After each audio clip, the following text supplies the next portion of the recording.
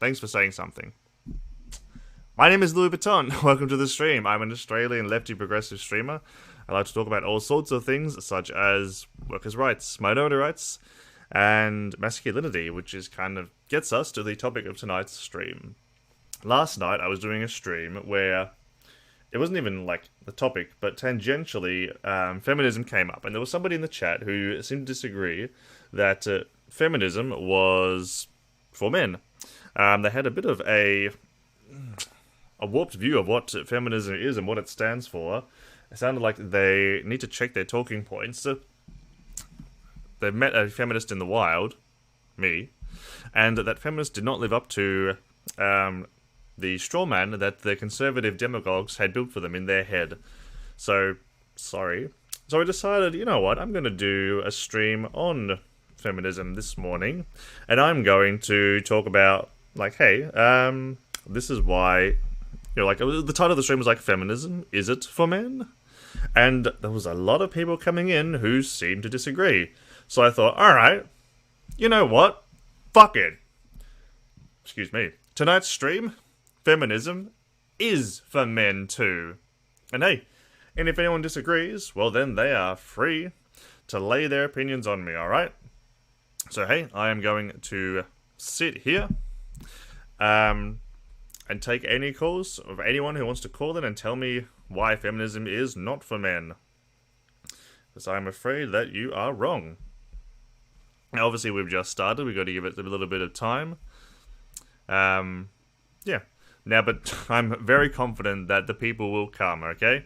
They came this morning, so, yeah, I'm not worried about people not showing up whatsoever. Don't worry. They'll be here. But hey. Kind of on this topic, actually, no, actually very relevant to this topic. There was a panel that was going on today. Let me just get rid of these hosses while I'm here. There was a panel going on today that was being run by Hans Vakir over on his channel. Real good guy. Check him out. Now, the panel, well, a great lineup as well. Like they had on Hans had on the panel Merrick DeVille, sex worker from Twitter, from the lefty community. I almost said Caitlin Bennett. I think she was supposed to originally be on. Aristocracy TV was also supposed to be on as well. However, Eris didn't show up. Don't know what the story is there, unfortunately. Seanhead was there, major draw, huge name. Dr. Karolyn Boroshenko was there as well, and she provided a unique, if what's the opposite of nuanced? Not blunt. That's not. No. What would be the lack of a clumsy perspective? I guess maybe. Yeah. Shark 300 was there as well. Good fellow. Oh, representing the Australian crowd, Joanna the Silly Serious was there. Good to see it. And there was one more person. Who was it? Oh, Sonsol rocked up to replace Eris. So yeah. And the topic was pretty much, the panel was all about gender. So they were talking about women's issues, they were talking about men's issues, and a lot of what they talked about when it came to men were some feminist talking points. Like about how... Oh, where's my water? Fuck! I'm going to need some water if I'm going to be doing a lot of talking tonight. A lot of the talking points they were doing were feminist talking points about how, hey, men have these unhealthy standards that we expect them to live up to. They're not healthy for men, they're killing men, so we should encourage men to, you know, be able to show their emotions, to be vulnerable. We should not only encourage men, but we should raise boys differently, because we raise boys in a very unhealthy manner. We teach boys that they can't show emotions, that, you know, that it's weak, that it's gay, that they're a sissy for showing emotions, you know. We discourage them, and then men grow up not knowing how to deal with their emotions, and, well, then they kill themselves and or a bunch of people around them. Let me get some water before, since it's still early on. Sorry. Normally I'm way more organised, but I'll be quick.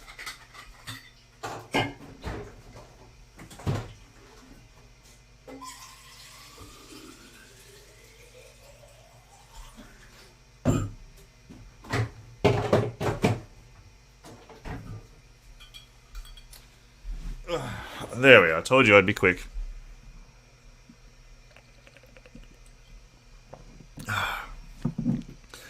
I'm wondering how this topic will go off at this time of night. Spartaninus? I think? That's true. What's true? Are you referring to the title of the video? I hope so. Oh, that's better. Dry mouth avoided. Sorry about your name, my friend. Anyway, so on the panel, they were talking about, like I said, women's issues, men's issues. Merrick was talking about how about a week ago she put up a post on Twitter saying, basically encouraging people to be more open to letting men to be vulnerable with them, and talking about the massive backlash that she received in response to that tweet. She was talking about how we need to encourage men to be more open because, you know, we're socialized them to be closed off and to suppress their emotions and hide them, which is unhealthy. And she received a massive backlash from, I don't even know what to call them. Like, radfems doesn't, I don't know, like, I don't know about radfems, like, they're probably just TERFs, but a bunch of women who were just taking her opinion and saying that she was just encouraging women to just let men abuse them, let men be violent with them, that, oh, we need to coddle men. Hey, it's not at all what she was saying. She's just out here saying, like, it was in response to this post that went viral that was about, it was a screenshot from a TikTok, which was, you know, a woman, like, with a sarcastic expression on her face, and the caption was, like, when men complain about patriarchy they created. Well, on an individual level, men can't do anything, like, men suffer from patriarchy. Sure, as a class, men benefit, but individually, yes, absolutely, men suffer from it. And who are the ones talking about patriarchy? Oh, that's right, it's feminists.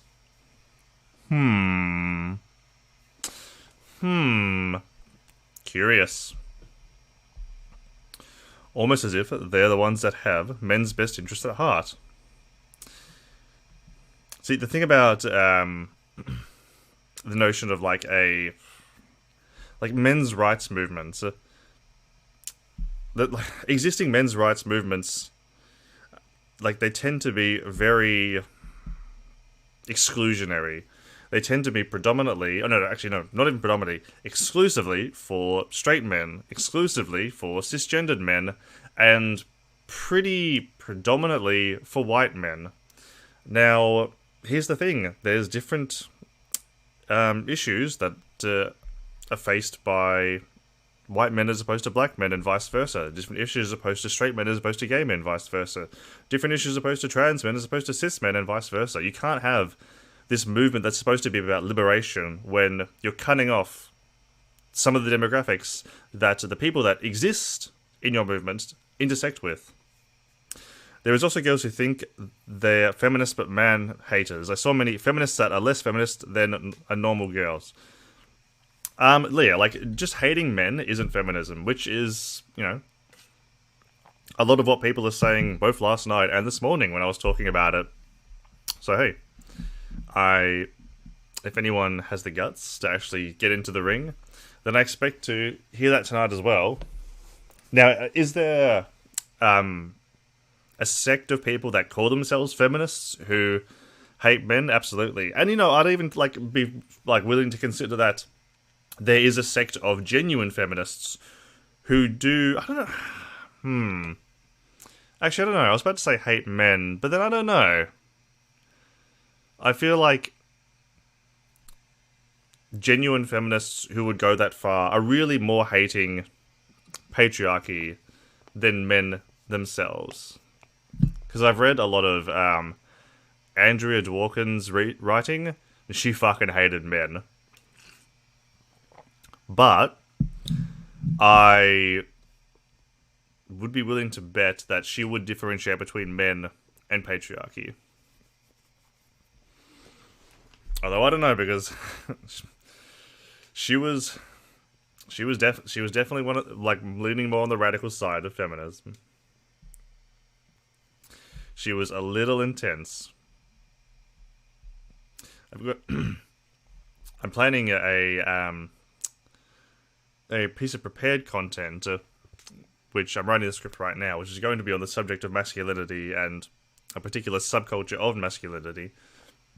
Excuse me. And I'm planning to cite and reference some of Andrea Dworkin's work in the video, because I don't agree with a lot of what she talked about.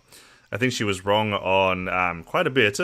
For instance, she's like anti-free speech, anti-sex work, which I don't agree with.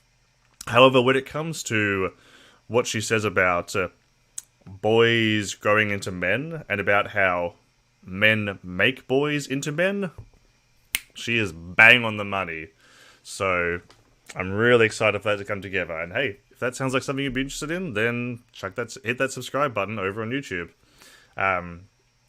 The regular videos that I do, like prepared content-wise on YouTube, tend to be like 10 to 12 minutes. Really short, sharp, pithy videos. This one's going to be much longer. A proper theatrical video essay, if you will. Now, emphasis on theatrical. It's not just going to be me there reading a dry reading of the essay. No, it's going to be more what you'd expect from a higher class of YouTube video essayist, within the constraints of my budget. Because hey, got to work with what I've got, and I don't have a lot. However, I've been satisfied with every video that I've made and put out, so as long as I continue with that trend, what's in my head will end up on the computer. And hey, I'm really excited. I've never been this excited about a project in my life before. This is the most ambitious project of my life. It's going to be a whole lot of fun. And the best part about it is that this is only the first video essay that I'm planning to make. Yeah. I mean, I love doing this. I love streaming. I love making videos. It's a whole lot of fun.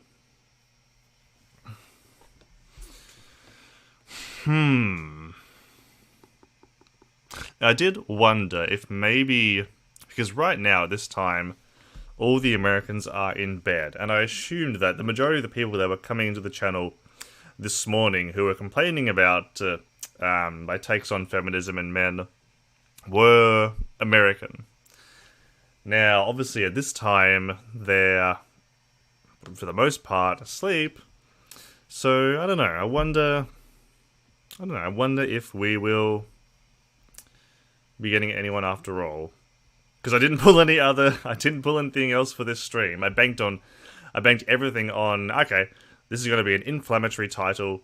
I know that I'm going to get some chuds coming in, so that's going to be content for tonight, so they better come. I personally think that even the existence of a feminist and the LGBTQ organization is a shame. Now, when you say that, I don't know what the LGBTQ plus organization is. There's not one organization. Do you mean to say that you lament that we don't live in a truly free and equitable society, so there needs to be these movements? I hope that's the angle that you're coming from. I really hope that it's not just like these movements themselves are a shame and are degradation and an attack on Western society, blah blah blah, all that crap. I really hope it's the former. It should be a standard. Okay, good. Good, alright. Listen, I average banning one alt-writer from stream per stream, so hey, I'm glad it didn't have to be you.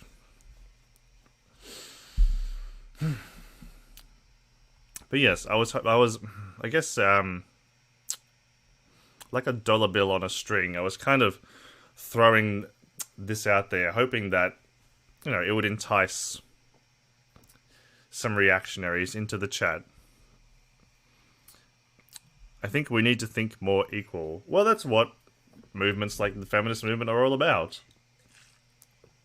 A lot of people don't realize that one of the demographics that third wave feminism covers is men.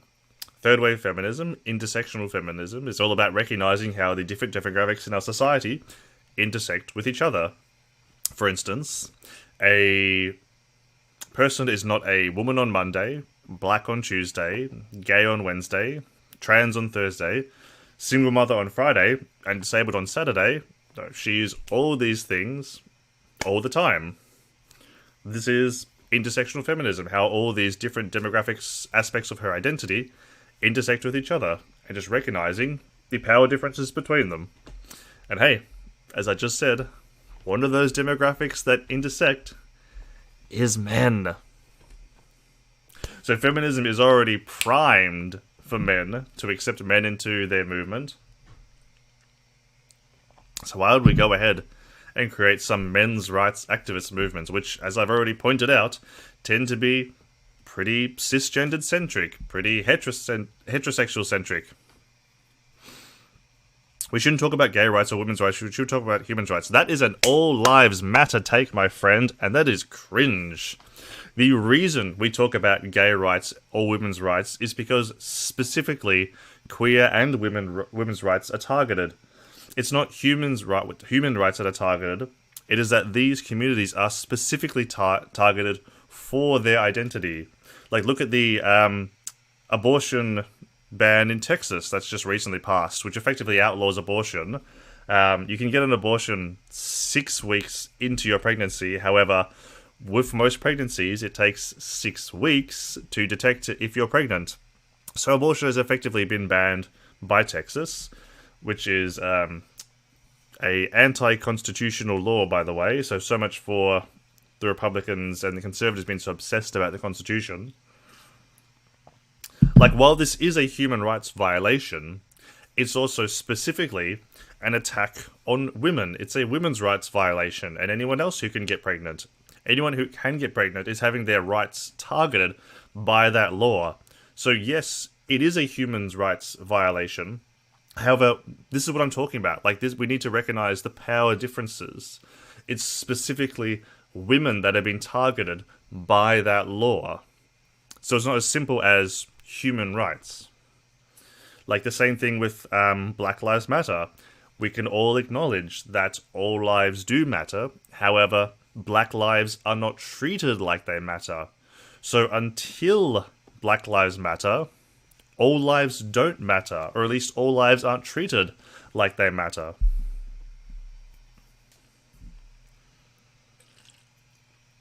That's the thing. This was,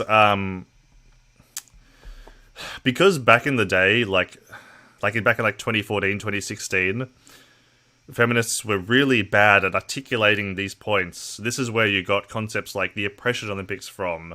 Isn't like, how many oppression points can you get? How many, can you be like gay, black, disabled, working class, immigrant? It's not about like who has the most oppression.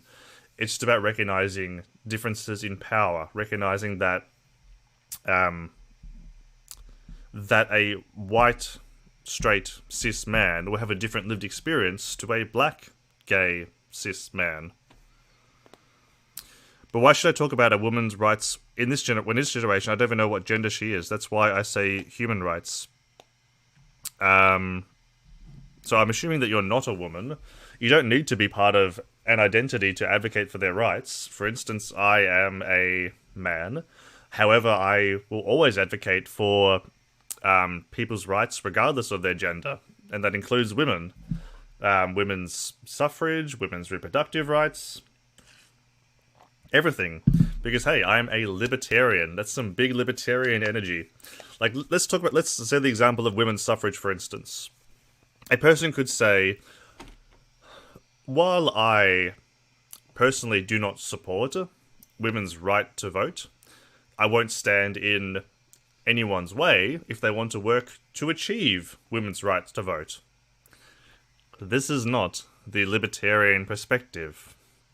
Libertarianism means to do as you please, save keeping another from doing the same. You can't just do that first part. It's not just do whatever you want. Your freedom can't come at the expense of another.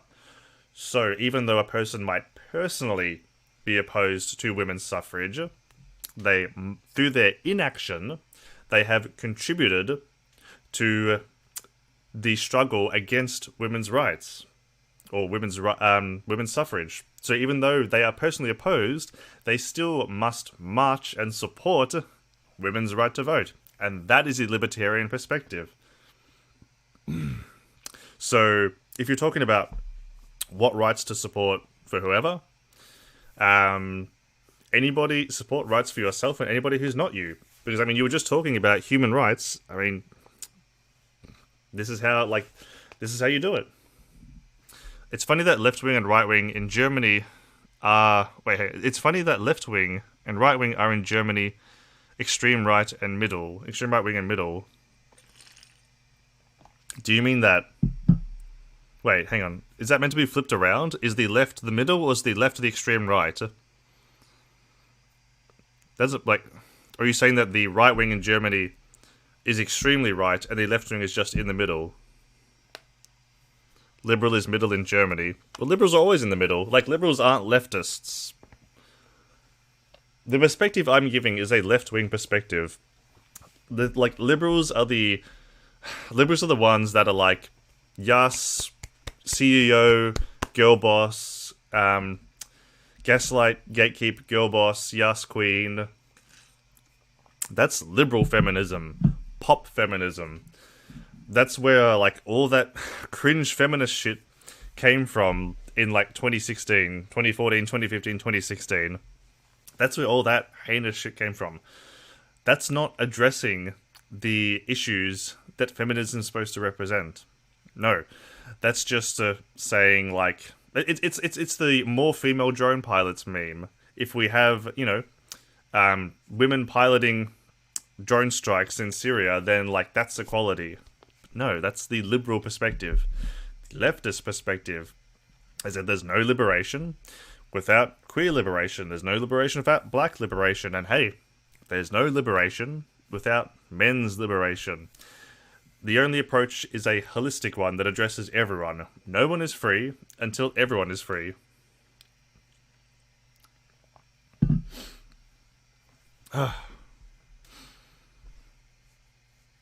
That's what feminism is all about in 2021. I have another, I think 2 videos that I am going to make, but I might make it 1 video, actually, which is going to be on the whole idea behind these video is going to be talking about masculinity in the 21st century. So I want to talk about how men got to this point, at least in countries like Australia and America. I don't know how much I can speak to Europe and Eastern Europe about how they've developed their own senses of reactionary masculinity. Like last night I was talking about, I was covering a little bit tangentially from a news article about the Azov Battalion, which is like a white supremacist militia in the Ukraine. Now, some of the reasons why men in America, why they were radicalized towards these far-right positions, would be like interchangeable with men in, like these white supremacists in the Ukraine, but it's a very different culture and one I'm really not familiar with. So I can really only speak to like Australia, America, and probably like the UK. But anyway, I want to talk about how men got to where we are now, when we have this resurgence of far-right movements, the rise of the alt-right, Proud Boys, and events like Charlottesville, the creation of the manosphere, all the red pill shit with pickup artists, and like men's rights activists and incels. Oh my god. Because I've given this a lot of thought. I have a lot of ideas on the topic about how men are radicalized towards these positions. And we have other events like, say, Gamergate, which has helped to push this anti-feminist movement into the online space and helped radicalize men who tend to exist more online. Yeah, a lot of different things. And also, well, that's at least that's half the video, just talking about giving my ideas of how we got here. And then at least like the other second video, or the other half, is going to be talking about what can we do to improve things.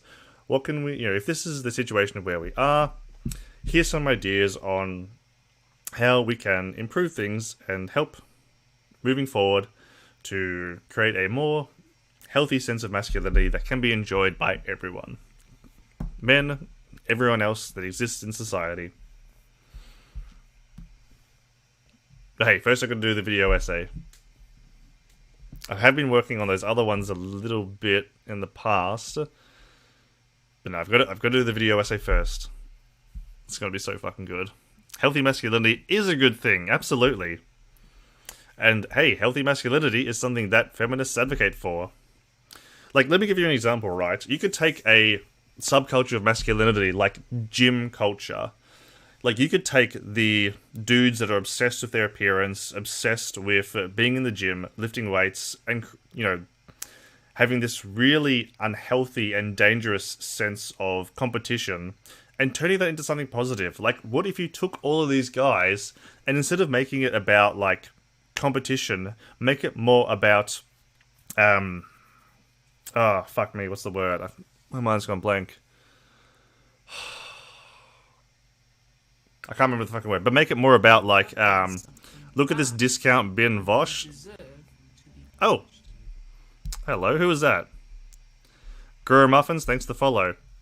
I don't know if you meant that as an insult, because, like, I don't take it as one, because Vosh is, like, a really successful streamer, so hey.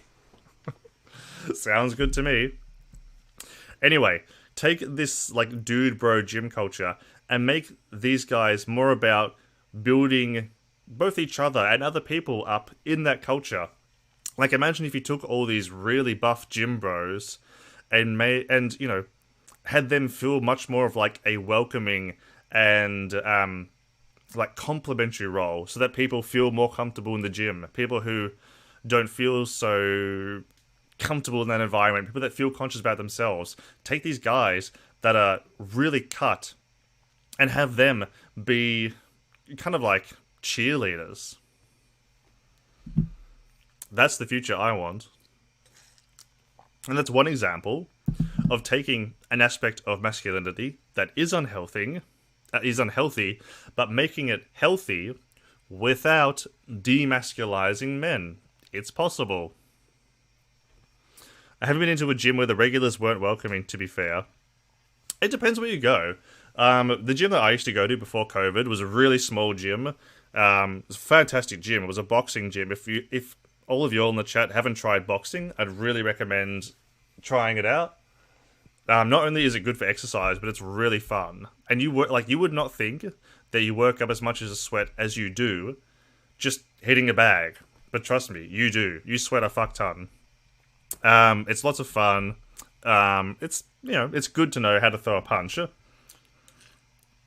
And plus, that gym specifically was great if you're the kind of person that is maybe lacking a little bit in motivation.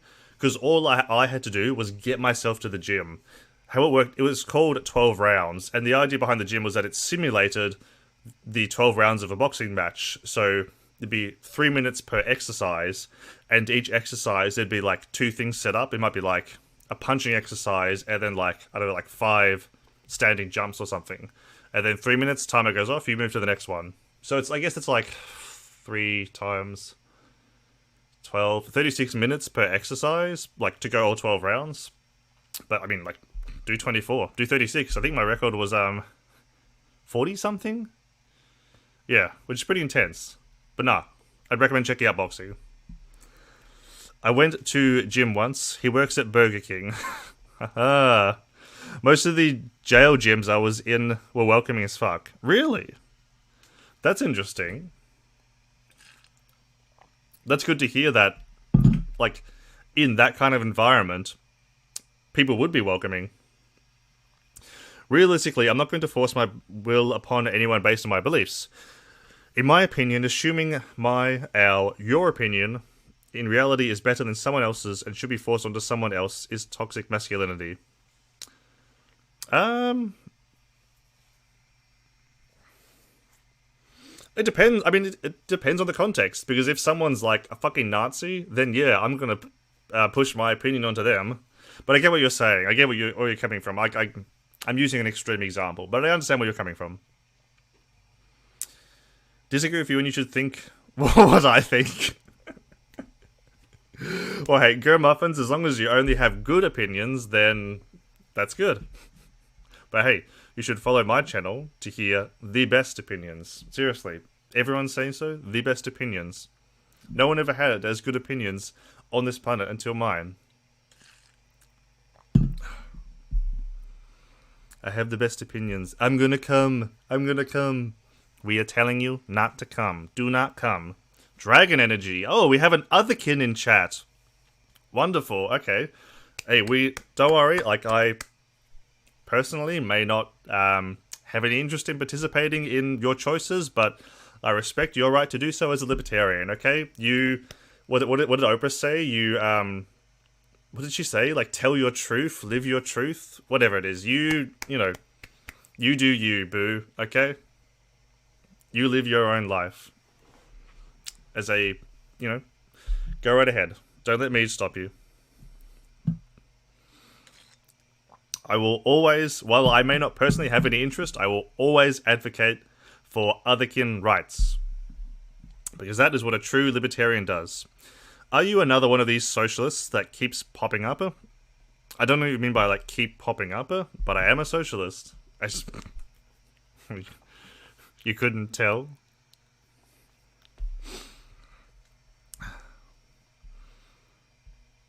And if you're an otherkin, I mean, what are you? I'm still waiting to hear that your best opinions, alright?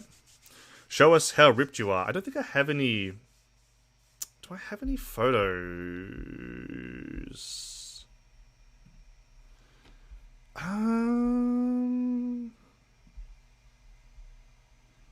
don't know.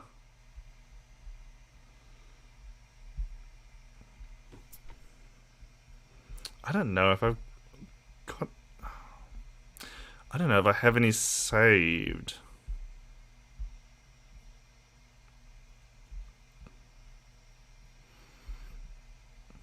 I don't know. You can always check out my Instagram, because there's a video of me doing a 40-inch standing box jump at the gym, straight up with a hell of a twist.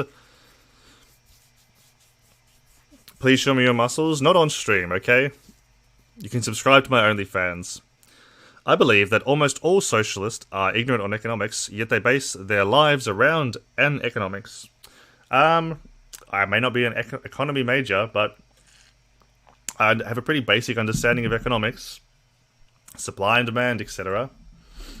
You don't need to be a wizard, and that's the thing. Like, people think that lefties, like, I don't know, it depends on how far down the theory hole you're going. Okay. I just had a realization about your gym comments. I can't impose my will on someone without big muscles. Big muscles certainly help with getting your opinion across. Like, have you not just seen Hans of Ikea? My god. That dude is pretty fit. He's probably the most fit lefty on the internet, with the possible exception of Hassan. Hassan's pretty good, but Hans is definitely doing well, alright? I need my state to come out of lockdown so I can get back to the gym and start competing with him again. I just shit myself. Sorry, mate. Clean it up. No, I think socialists don't understand how capital markets work or what rational actors are. It depends on who you talk to. Like,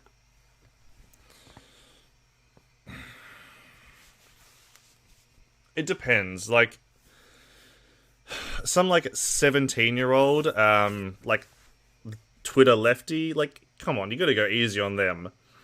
But I think most of the lefty, like, the big lefty figures online, have a pretty good understanding of economics.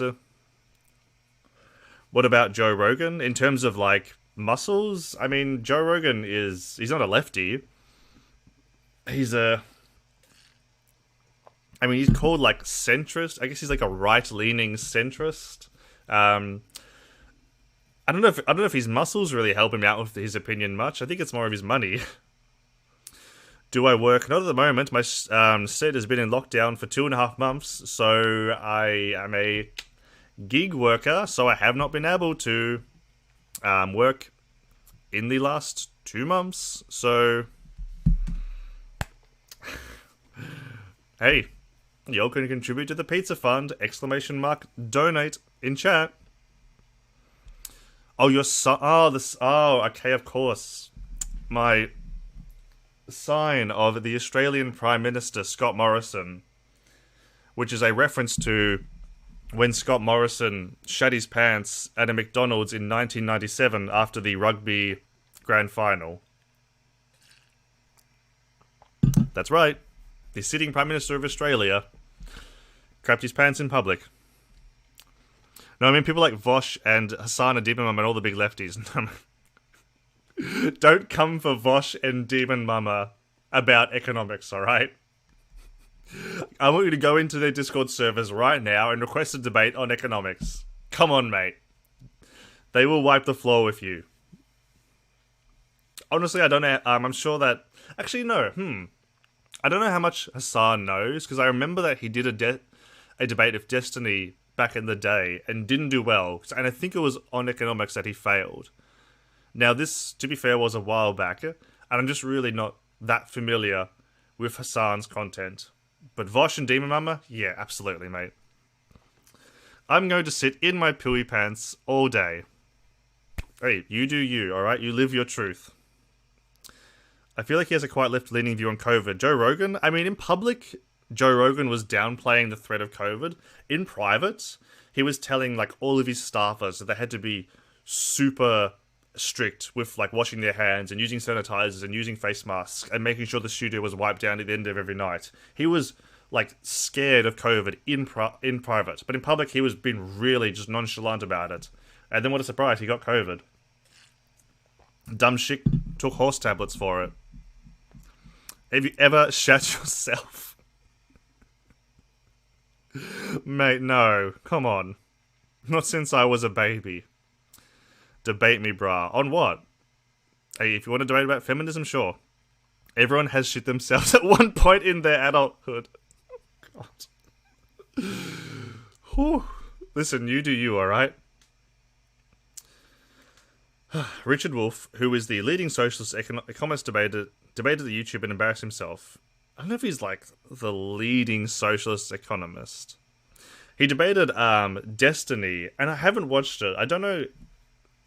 I don't think... I remember hearing about, like, there was one point that Wolff got stuck on, that Destiny was really nailing him on, and he didn't have a response on. I don't, like, again, I haven't watched the debate, so I don't know what it was.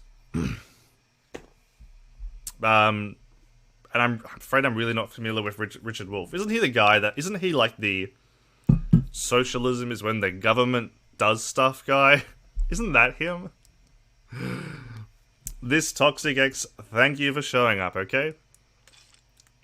We are not exactly talking about feminism so much, but right now we're just talking about all sorts of progressive topics. COVID, masculinity, socialism, but thanks for stopping by.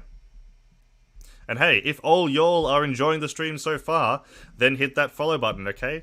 I might be a small-time streamer, but I fucking love it. And one of the advantages about being a small-time streamer is that you can have these really intimate conversations with people in your chat.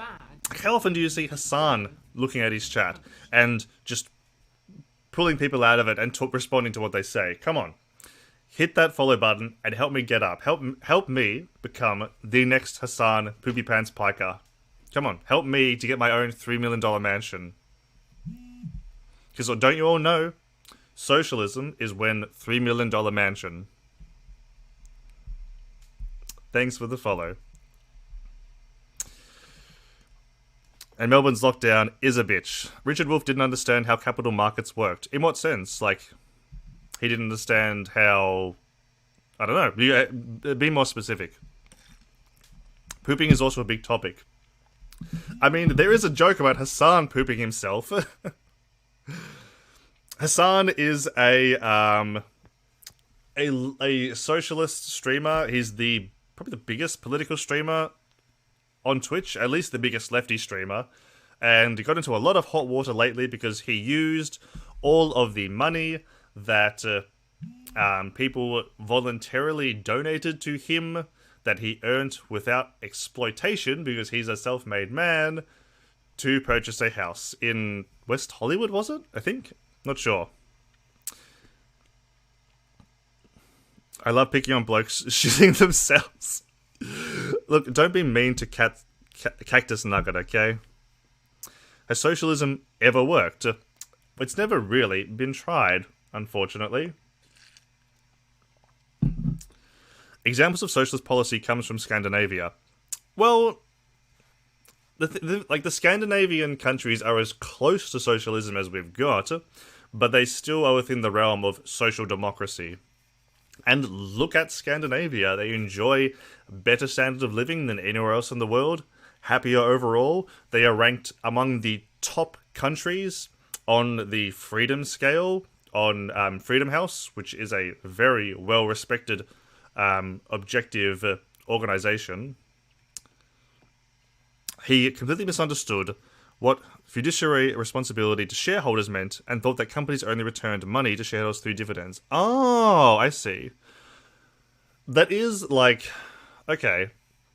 How shares would work under socialism is an interesting concept. In fact, not even like socialism. How it would work in market socialism is an interesting concept. Because I don't know if you would do away with shareholding altogether, or if you would allow it, but you would only allow shareholders to hold one share, but then that could lead to larger parties acting as a third party controlling a bunch of exterior shares, which obviously would disproportionately affect these shareholders within a company, within a democratic market socialist model. So I can see how he would get stuck on that. Exactly. Scandinavia, all social democracies, and look how fucking well they're doing. And hey, if you think that social democracy is good, just wait until we get to socialism. Exactly right. You don't get to socialism, past social democracy, until you... capitalism. I pooed myself in Afghanistan, washed it out of my pants in a little river, 30 minutes... Yuck! Listen, mate, alright? If you're going to use this stream as, like, an outlet for your fetishes, then, hey, like, you can't do that for free, alright? Jesus Christ. That's filthy, mate. Come on.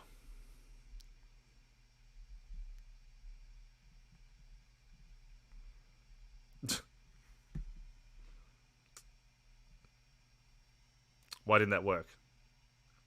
Why didn't that work? I've set up stream commands. Oh well, there is a link to Streamlabs somewhere in the description anyway. Somewhere on my channel. Whatever.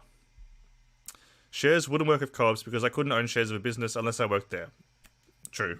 That's the thing. That's what I'm kind of leaning towards. Like, do we just abolish the concept of the stock market altogether? Which, I mean... would that really be so bad? Really?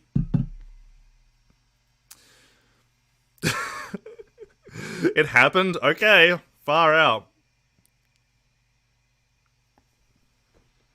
Testosterone levels are a little bit high. I mean, I'm sorry, mate.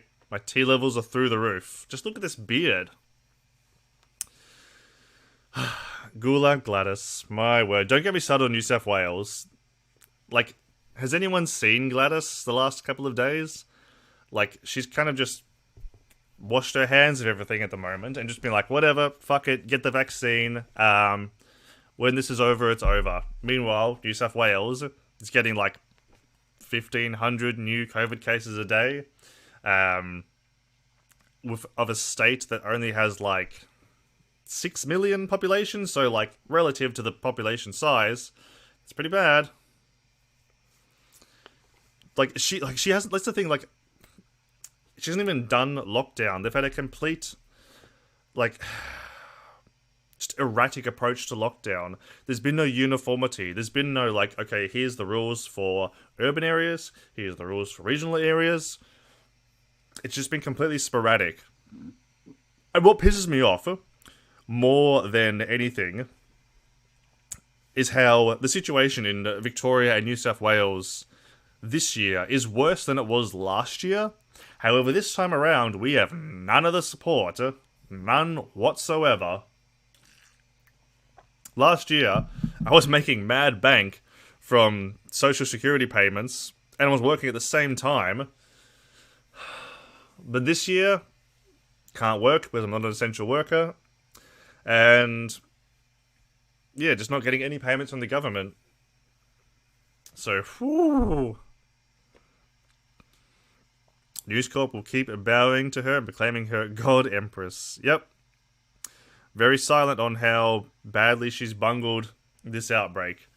But like, the second Dan puts everyone in Victoria into a 3-day lockdown, it's headline news.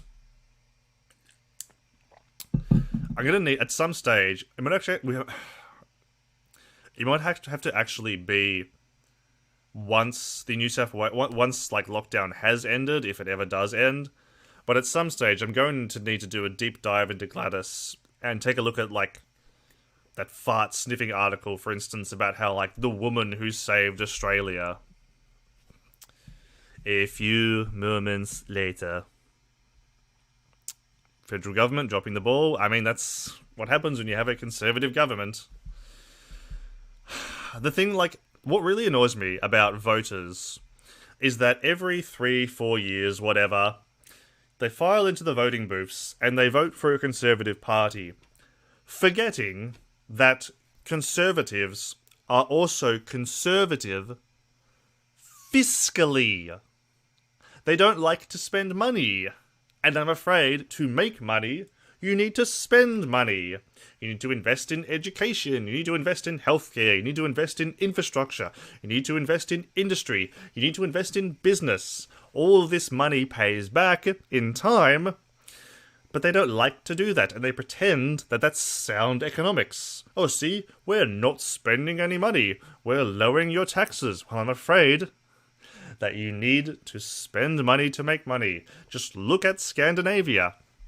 They have taxes proportional to their wealth, and they enjoy the highest standard of living. Cats Nuggets, thank you for cleaning up the mess, okay?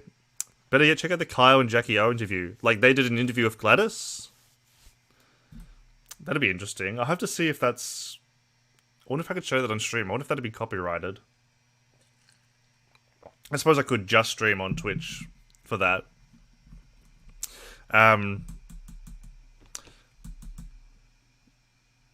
Fuck, what was I going to say? Something about... Oh yeah, I remember now.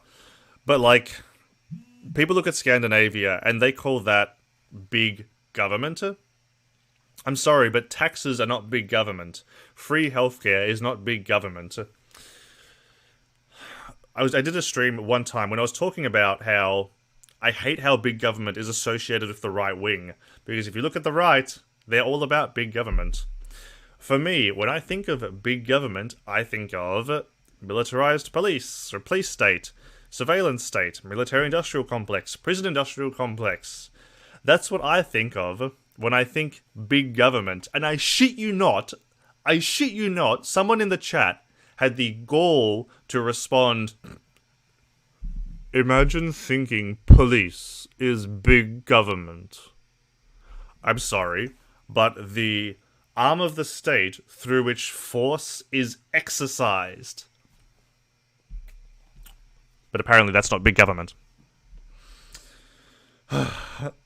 She is. Hey, look, you have to respect the girl boss. Gladys is living the ABGB code, alright? Always be girl bossin'. Gaslight, gatekeep, girl boss.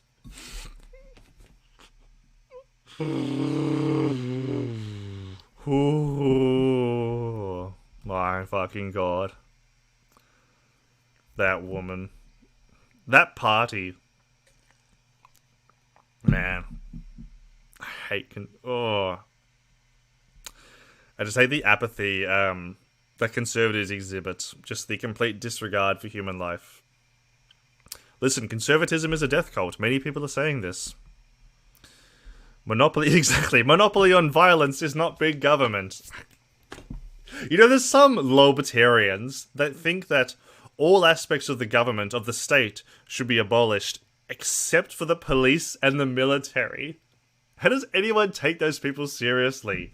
Like, these people are so anti-state power, but the only part of the state they want to remain is the part of the state through which the most state power is centralized. Man. Conservatives are all about small government until a black man jaywalks. Oh. Then it's back the blue. Respect the troops. Overthrow the government and install Trump as dictator for life. Why shouldn't the government have a monopoly on violence? My goodness, what are you, some kind of statist? Are you some kind of bootlicker? Bootlicker? So, I'm not a big fan of the state. I'm not a big fan of the government. Now, in the society I would envision, there would be no state. There still would need to be some kind of law enforcement, but it's about decentralization. It's about decentering the amount of power that's focused within a structure. So there's a great deal of power that's centralized within a federal government. I'm more about advocating for instance, law enforcement in a much more communal level. Decentralizing that power, like reducing the power and independence that police departments hold. For instance, how police unions allow them to get away with murder, which is, that's the saying, but like they actually do allow them to get away with murder. Make it more about, like, on every respect. Like, this is not just limited to state power, but decentralizing power. Like, the government shouldn't have a monopoly, like, the federal government should not have a monopoly on violence. I saw a conservative that said that public health and Medicare shouldn't be a government responsibility. I see that all the time. I was arguing with an idiot on Twitter the other day about it. I said to him very clearly, free healthcare is not big government. And like, healthcare's an inelastic market. There should not be a profit incentive for healthcare. But no, it doesn't matter. That's something that's big government, alright? Government providing you healthcare to live and die, to die from a preventable disease, that's big government.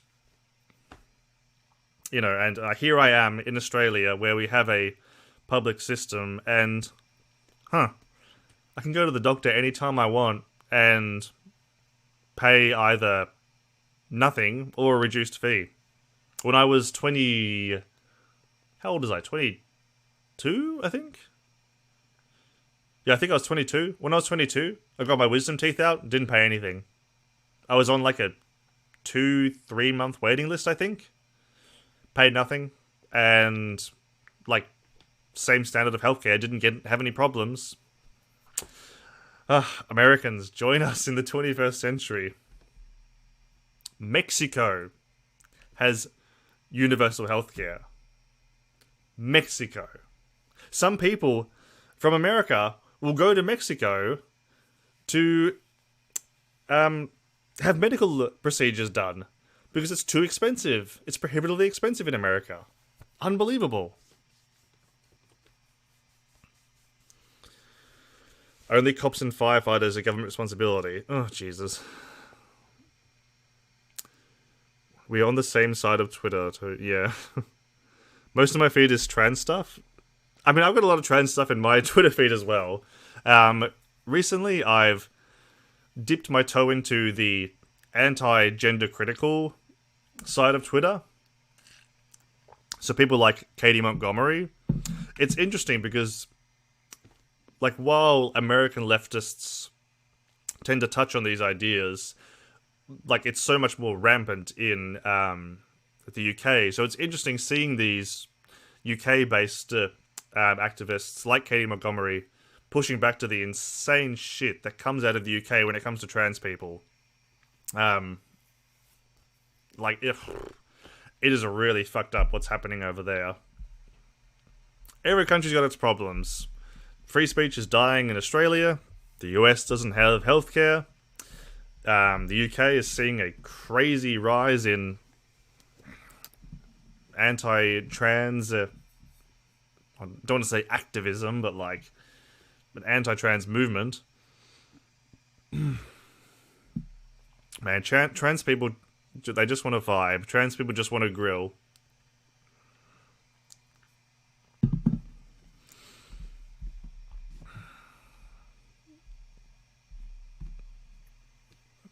It's funny because I've heard Americans talk about, like, streamers and stuff, talk about, like, hey, if you're going to immigrate, go to Australia.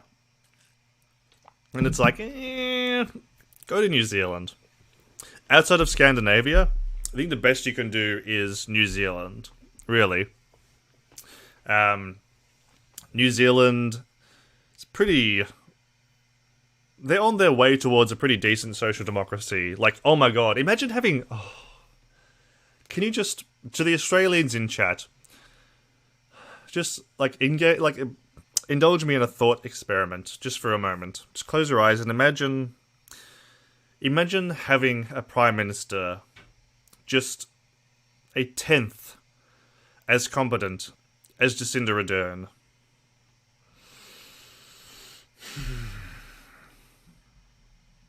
A man can dream, though. A man can dream. New Zealand does have some problems. It's seen its own rise in the far right, especially pushing back.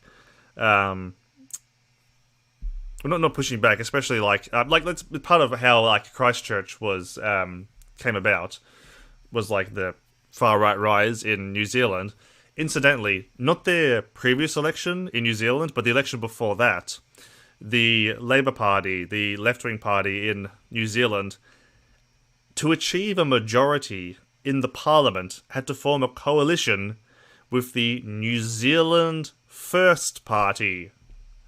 And we all know how country first parties are like. So the Labour Party had to form a coalition with the Fascist Party. So the Deputy Prime Minister of New Zealand for a time was a fascist. Fortunately, at the last election, the Labour Party cleaned up enough seats to be able to form a majority without the New Zealand First Party. And even better, the New Zealand First Party didn't win a single seat. Fantastic.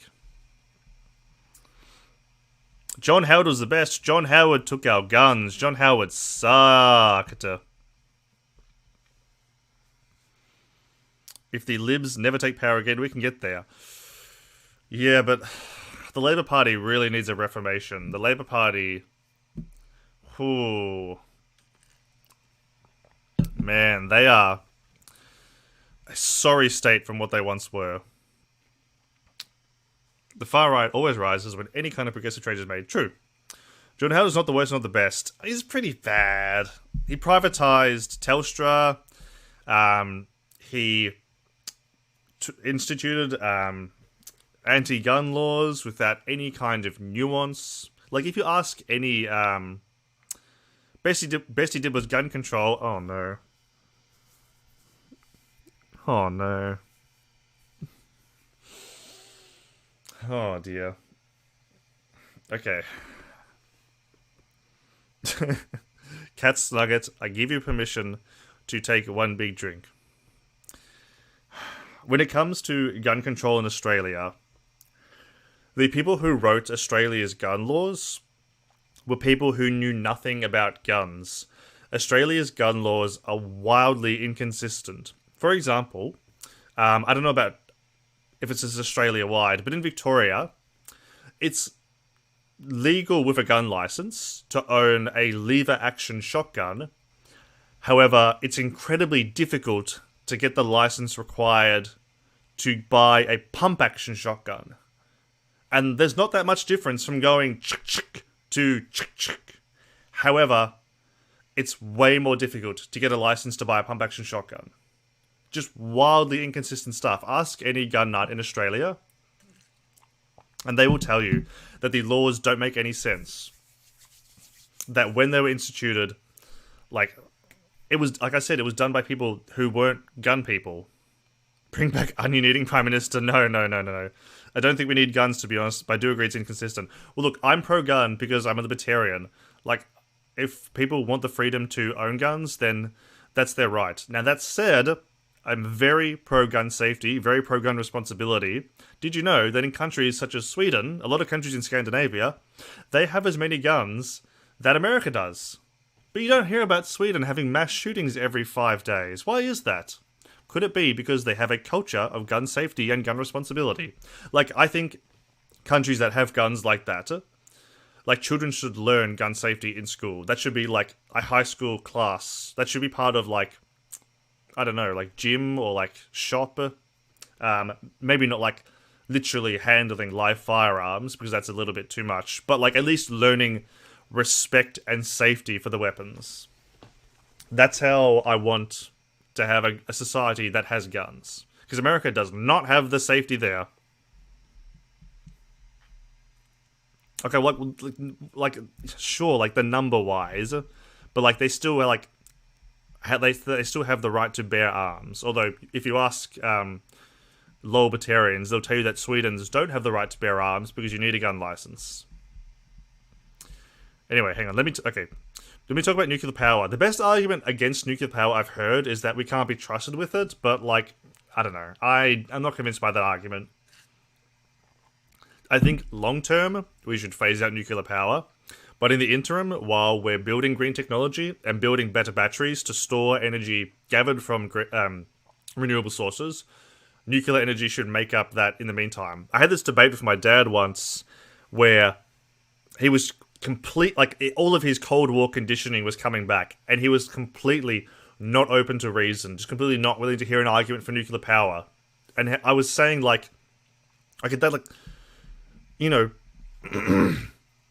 green energy's fine, but nuclear is still better than non-renewable sources. I agree we should go green, but in the meantime, we should go nuclear to avoid using non-renewable sources.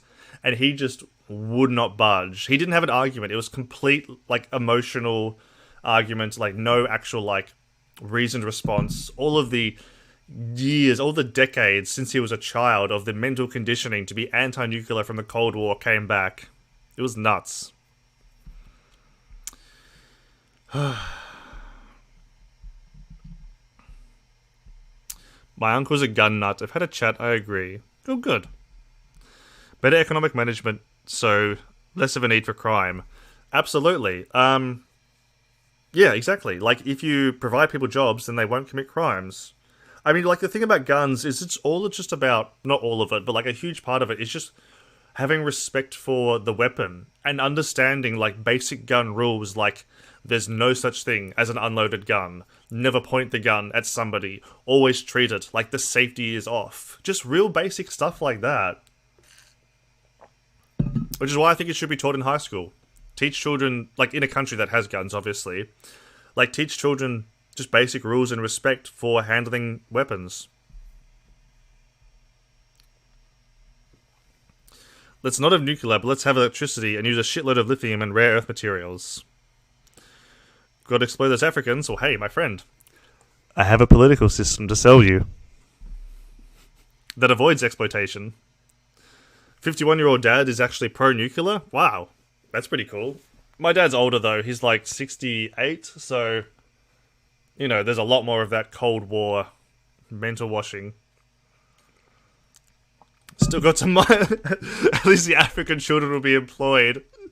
If they're being paid $2 a day, they're not employed. That's still slave labor. I was watching, there's this podcast I watch called Deep Fat Fried, which is made up by TJ Kirk, the Amazing Atheist, his brother Scotty, and Paul Zigo. And they would do it's like a variety show. They talk about all sorts of shit, but they're a bunch of stoners, so it's funny. The episode they released yesterday was about evil corporations, and yes, they did cover children being exploited in Africa for, excuse me, like in lithium mines. They were talking about cobalt mines. But hey, I wonder if it's something to do with the economic system we live under that allows for that exploitation. Nuclear involves no exploiting African countries. I mean, we have uranium in Australia. Oh no, does that mean the Australians will be exploited? I mean, the only way to avoid exploitation of the third world is to decentralize business management in traditionally owned firms. Like, I would like to think that people would be more moral in a democratically run business, that they would vote against exploiting the third world, or at least would vote against sourcing materials from a company that exploits the third world. The global network of capital essentially functions to separate the worker from the means of production. And just a reminder, for any conservatives who might be hanging around in chat, your existence is closer to that of one of those child slaves in Africa, mining cobalt for $2 a day, than it is to a billionaire. Just a reminder. Why is that inherently bad? Why is what inherently bad? As in, like, the, exploiting the children, or...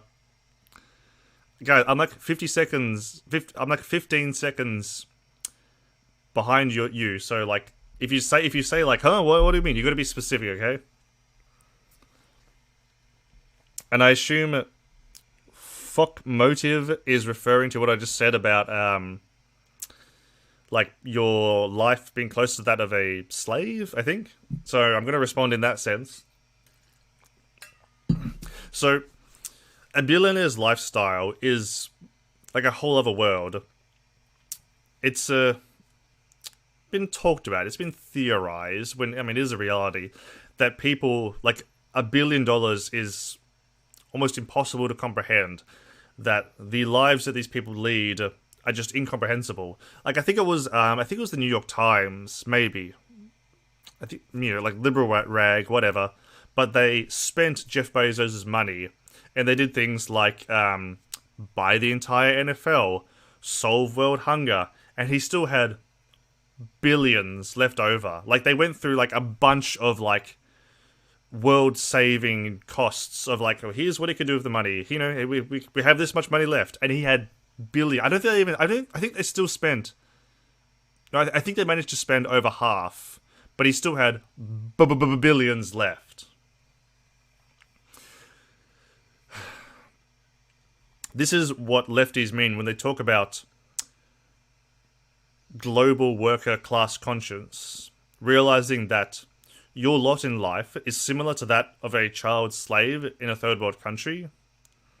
More similar to that than a billionaire. That's not how his wealth works. He would have to sell, he says, on Amazon to have that money as liquid cash. Come on, mate. Like, you know what I mean. Come on, man. Crazy mind-blowing moment. Solving world hunger isn't a dollar figure, my guy. I mean... I don't know. If you had that much money, it could be done.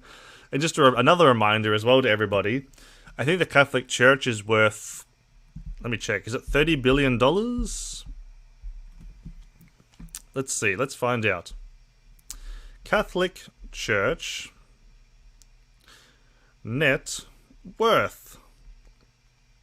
Let's learn together. Catholic Church national wealth estimated to be $30 billion. Investigation finds, dated 2018. Wow, $30 billion from an institution that preaches poverty and charity. That figure should be fucking zero. Now, $30 billion couldn't solve world hunger, but it sure could help. Aside from the costs that institutional religion needs to feed its staff and maintain buildings and whatnot, everything, all other profits should be going to be used in charity work. Ridiculous that the church has anywhere approaching $30 billion in net work. So we should sell all the assets of the church and steal that money and use it on what we want. Well, how about we just tax them? Why are churches not taxed? They're a business.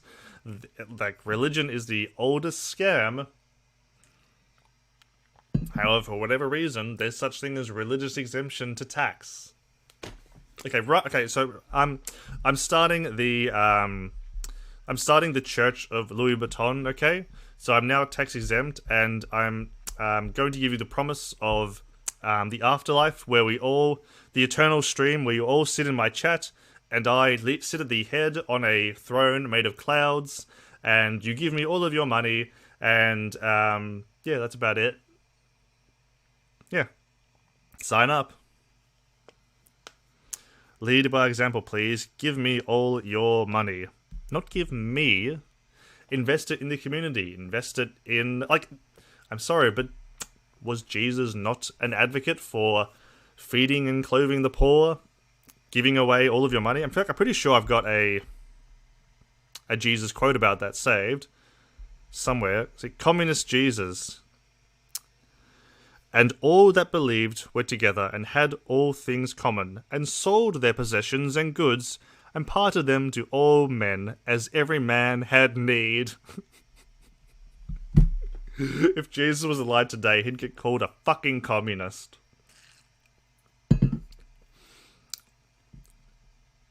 Like, we should tax the entire $30 billion.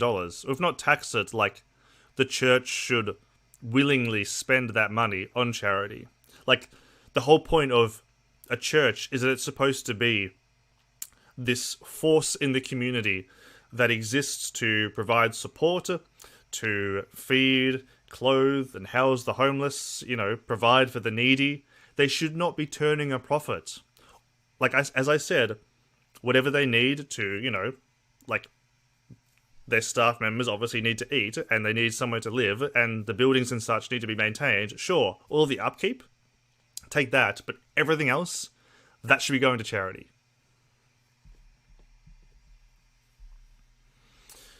As long as you don't sell a product or service, then it makes sense to not tax you, right? They are selling a product. They're selling... I mean, what do you call it? A lie? They're selling hope. The Bible wasn't anti-gay until the translation in 1946. Is that the King James translation? Have you investigated their... Oh, wrong there. Their spend rather than asset worth year on year? What do you mean? I just read out the net worth of the Catholic Church. Do you understand that capital and revenue are two different things? Yes. Which just makes it worse. Yeah. See, the King James Bible is like the dodgy one. Like, people like Demon Mama, who, if y'all don't know, is a lefty streamer who grew up in a religious cult. Whenever she has religious debates with people, she always catches them on quoting the King James Bible, because, like, that's one that has it's been translated a very clear agenda. How much of their net worth is in assets that aren't charity related? Probably a lot, mate. I mean, do they need all that gold shit? I don't think so. You don't need that to pray to God. Like, there's utility in having a building, having a place in the community for people to come. But, like, that's all you need, really. Bring back the medieval style of church. Just a wooden hut with a cross on the roof. I feel like pure shit. Just want the original Catholic Church back. And you know what? Actually, no, I've got a meme for that. Let me find it. Oh, do I have to... Is it on my hard drive? It might be... Hang on. Let me see if it's saved on my computer. It might just be on my hard drive. Fuck.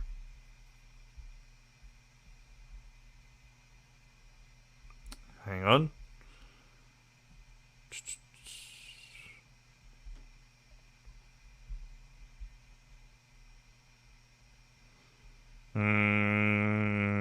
Where are we? I'd have to unplug my microphone to, Oh wait, no I wouldn't. I've got a fucking adapter. What am I talking about? Idiot. Alright, meantime. She's the best debate on Christianity, to be honest. I have my problems with her, though. I don't know. I'm a huge fan of Demon Mama. I'm a Demon Mama stan. I've yet to hear a bad take from Demon Mama. But don't come for her when it comes to religion. Too blood sporty? That's the thing. Like, people that have a problem with a trans woman being angry. You know, that's real. I like...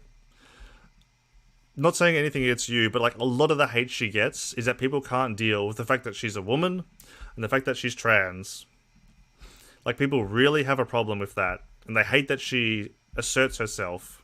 So, how much of that is her personality, and how much of that is pushing back against the bigotry that's directed her way? I don't know. But I don't blame her for her more aggressive approach. Let me find this meme.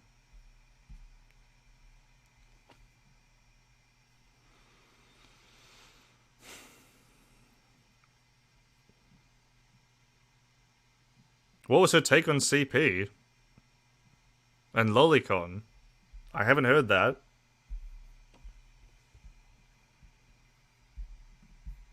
I mean, I'm a big fan of her debate style. I like that she is aggressive. I like that she doesn't let people get away with shit.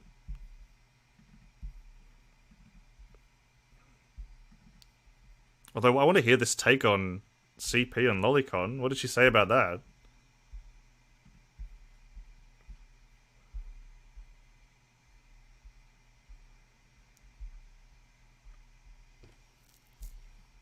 Oh, come on. Where is it, for Christ's sake?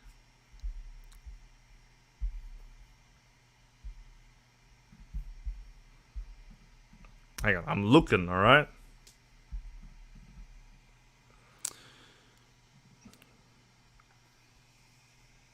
She thinks it can be ethically distributed to nonces. That's like the Destiny take, isn't it? Like, apparently... I haven't looked into it, but I've heard numerous streamers talk about it. Apparently that... to wean pedos off their compulsion, it can be used as like a methadone kind of thing, you know, like a like what would be drug replacement therapy for somebody addicted. It can be used as like pedo replacement therapy for the time being, like while they're weaning themselves off. That's what I've heard. Oh, okay. Like, this toxic will just have to disagree on Lolicon, okay?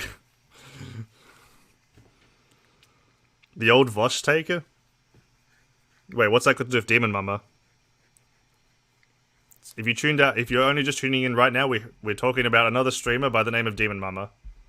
Hey, actually, also, this toxic, I don't know if you've seen on Twitter, but Demon Mama put up a post the other day where she said how she's coming back soon, and basically, I don't know what's going to be different, but she said that she's going to be completely different when she comes back. There's going to be a radical change when it comes to her channel. So, I don't know.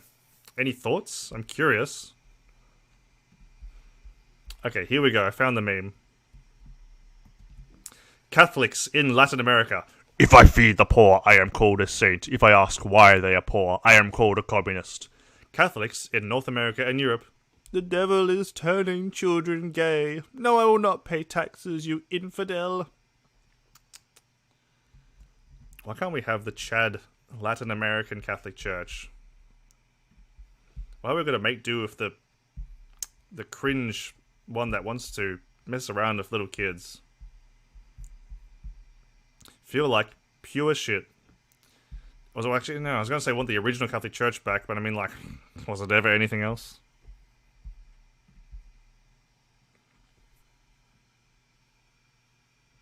Oh, does she think that Lolicon isn't CP? Oh, well then that's wrong. That's dumb. It absolutely is. Like, this is something that Xanderhall got into so much shit about. He pissed off so many lollies, or lolicons, for stating that lolly is CP, and it absolutely fucking is. All the bullshit about, she's a 500-year-old dragon. No, come on. We know what you're doing.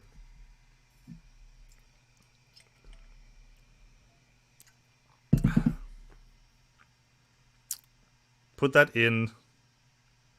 Okay, I will. It's also, like, this toxic, it's Celine now as well. Celine, formerly Girl Boss, has done another rebranding, which is this her second or her third rebranding? Who's Alex? I don't know who Alex is. Oh, as in, like, Thoracy? Alex? Isn't that one?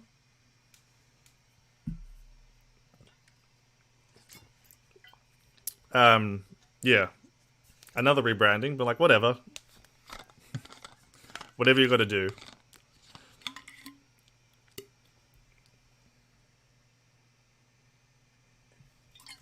But I am keen to see what this new Demon Mummer was. It's hard to... No. Who's Alex then? I don't know who Alex is. Ugh.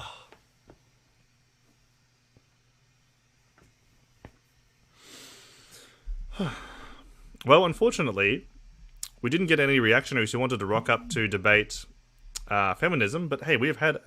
Oh, right, okay. Right, Xanderhall, okay. This has been a great conversation, though.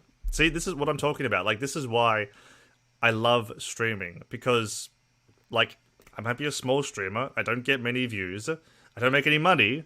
But there is a real joy in having these small, intimate conversations with people in the chat. And even if people disagree, I like having people in my chat that disagree. As long as they don't drop slurs, then they're free to disagree. They're free to call me out on something.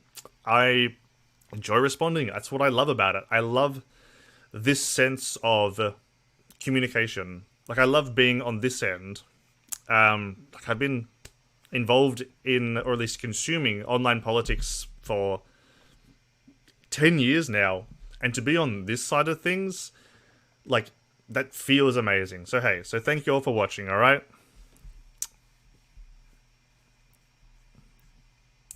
Not saying that I'm going to end the stream now, but I'm just saying, like, hey, for those of you that are here, thank you for being here, because it is a lot of fun. Oh, have I heard of Abigail Beck? Have I heard of Abby? Absolutely. I mean, she is, you know, competition for, you know, I am aiming to be the biggest lefty Australian streamer.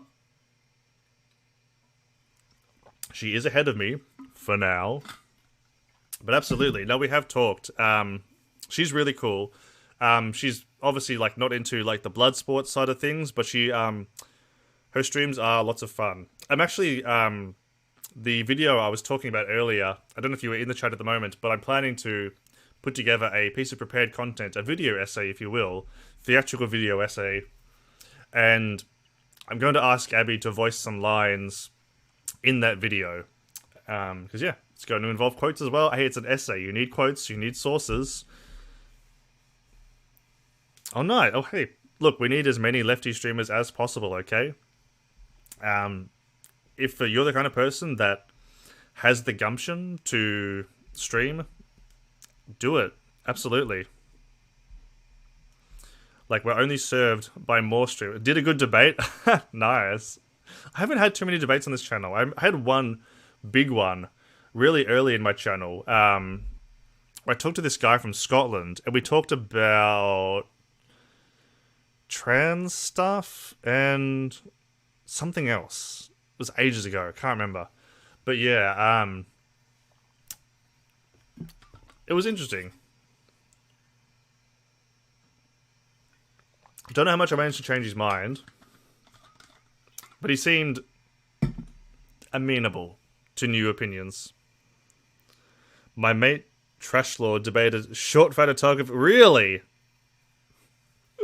For 6 hours. Wow. Hey, you know what? I managed to get through an hour and 20 minutes of debating infrared. And let me tell you, that was an experience. Whew. It was a while. Was it this year? It must have been this year, because I don't think infrared was around last year. And we talked about fascism, because I wanted to call onto his... Isn't he a Chang? He is like... he's one of the fastest rising tanky channels. Like, and this is the thing, like, I don't like that he gets attention, because I think he was actually appearing on a Hippy Dippy today or yesterday. Yeah, I think it was yesterday. Like, the fact that Dylan Burns platformed him, I have a lot of respect for Dylan, but no one should be platforming Hans. Now, like, no comment chick is, like, persona non grata at the moment. However, to her credit, she has done a lot of work in talking about infrared and his quite far-right beliefs. Because infrared has made excuses for Nazis. There's this one, like, big Nazbol, like, Dungan, or, like, Dugan, something like that. Like, one of, like, the big names in, like, the Nazbol area.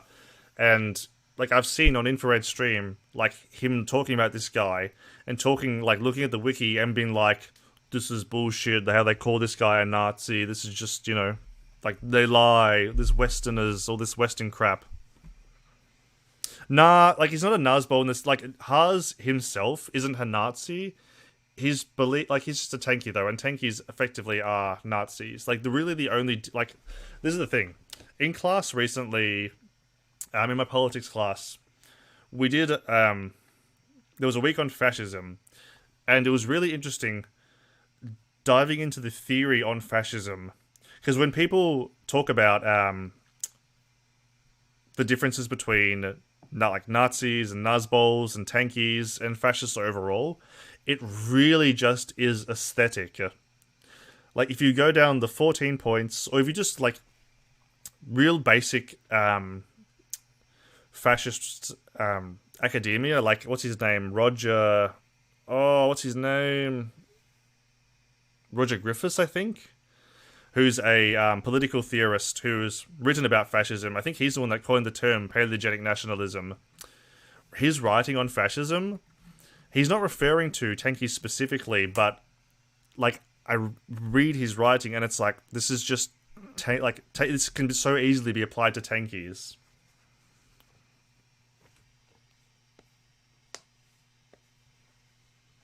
Oh, psychology's still pretty cool, alright? I'm majoring in sociology and Aboriginal studies, and I'm minoring in politics. Oh, fuck me, I just remembered. I did not do this at the start of the stream. I don't think I did. I think I got distracted. Anyway, in case I didn't do it, let me say now what I should have done at the very start of the stream. I would like to acknowledge the traditional custodians of the land from which I'm coming to you live from, which is the Wurundjeri people of the Kulin Nation. I'd like to pay my respects to their elders past, present, and emerging, and welcome any Indigenous people joining us in the chat today. That's my bad. I'm pretty sure I forgot to do it at the start of the stream, which I normally do. But yeah. Huz and I, infrared, went back and forth for, I think it's like an hour and 20 minutes. He wasn't happy with my definition of fascism, because that definition could be applied to Soviet Russia and China. And it's funny how that is. Almost as if Soviet Russia and China really are just fascist. Occam's razor. It's like when conservatives say, "Oh, the Nazis were leftists." Well, who did they kill first? Big sip. Is sip on an onomatopoeia? Like, think about it. Like, sip.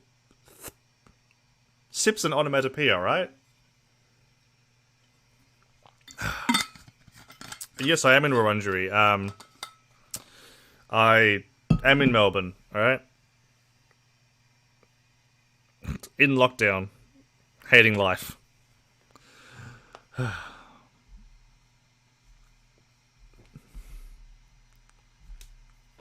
Yeah. And hey, Indigenous rights is another thing that we like to talk about on the channel.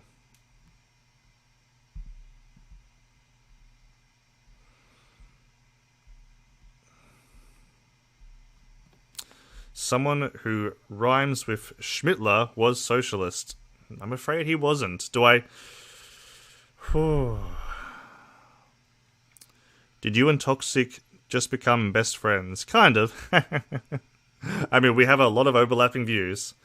Listen, I hear conservatives love to talk about how, well, they have socialist in the name after all, National Socialist Party, which I guess by that logic, the Democratic People's Republic of Korea is a bastion of liberal democracy after all. But anyway, I feel like I have to recite it. Here we go. First, they came for the communists, but I did not speak out, for I was no communist. Next, they came for the socialists, but I did not speak out, for I was no socialist. Then, they came for the trade unionists, but I did not speak out, for I was no trade unionist. Then, they came for the Jews, but I did not speak out, for I was no Jew. Lastly, they came for me, and there was no one left to speak out for me. If they were lefties, why did they kill all the lefties when they took over?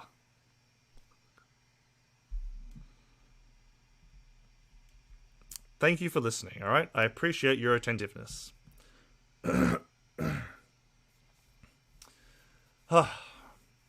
Listen, they called themselves socialists because they co-opted the language of socialists, the language of working class advocacy.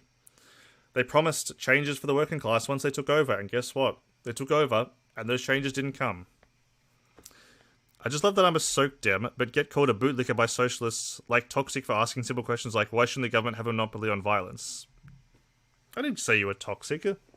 I'm just not a big fan of state power. I called you a statist, which... I don't know, what's your opinion on open borders? Far left, VSA, not champ. Huh? What? What do you mean? Come on. Thanks, Cat's Nugget, alright? How's the mess coming? Is it all gone?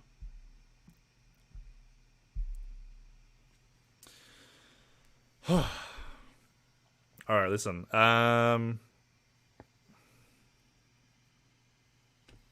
Oh, right. Okay. Far left was not Hitler... Wait, far left versus... What? I still don't understand what you mean. Far left versus not Hitler versus left. What? What do you mean? Explain yourself. I'm speaking to you. While you write that out, okay? I am going to run to the bathroom and... refill my water bottle, alright? While I am gone, we shall... Hang on. While I'm in the bathroom, I'm going to leave you with one of my prepared content videos, which you can jump over to YouTube and watch over there, where I'm going to leave you with my video on consent. The sexiest topic around. Where's the timer? There it is. Okay. Alright. I will be back in approximately 2 minutes. Don't go anywhere, alright?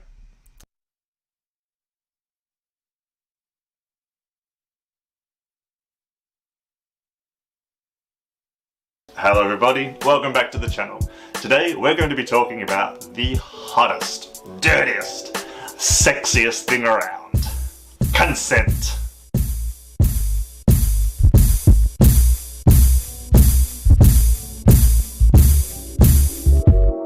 Unlike the Australian government, I'm not going to insult your intelligence with an ad that compares consent to milkshakes.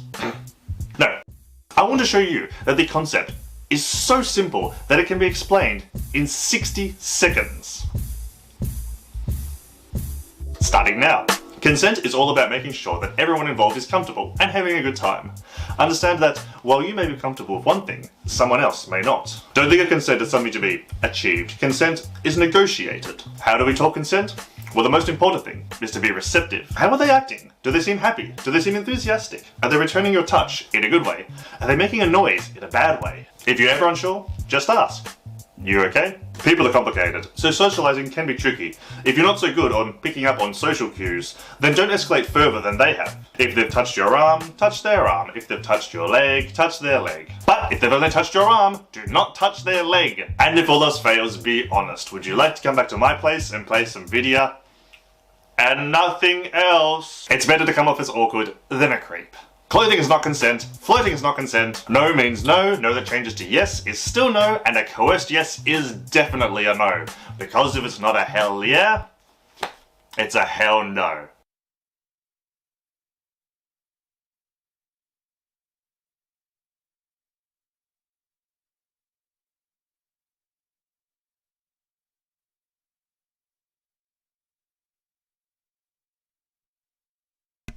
Alright. That was consent in 60 seconds.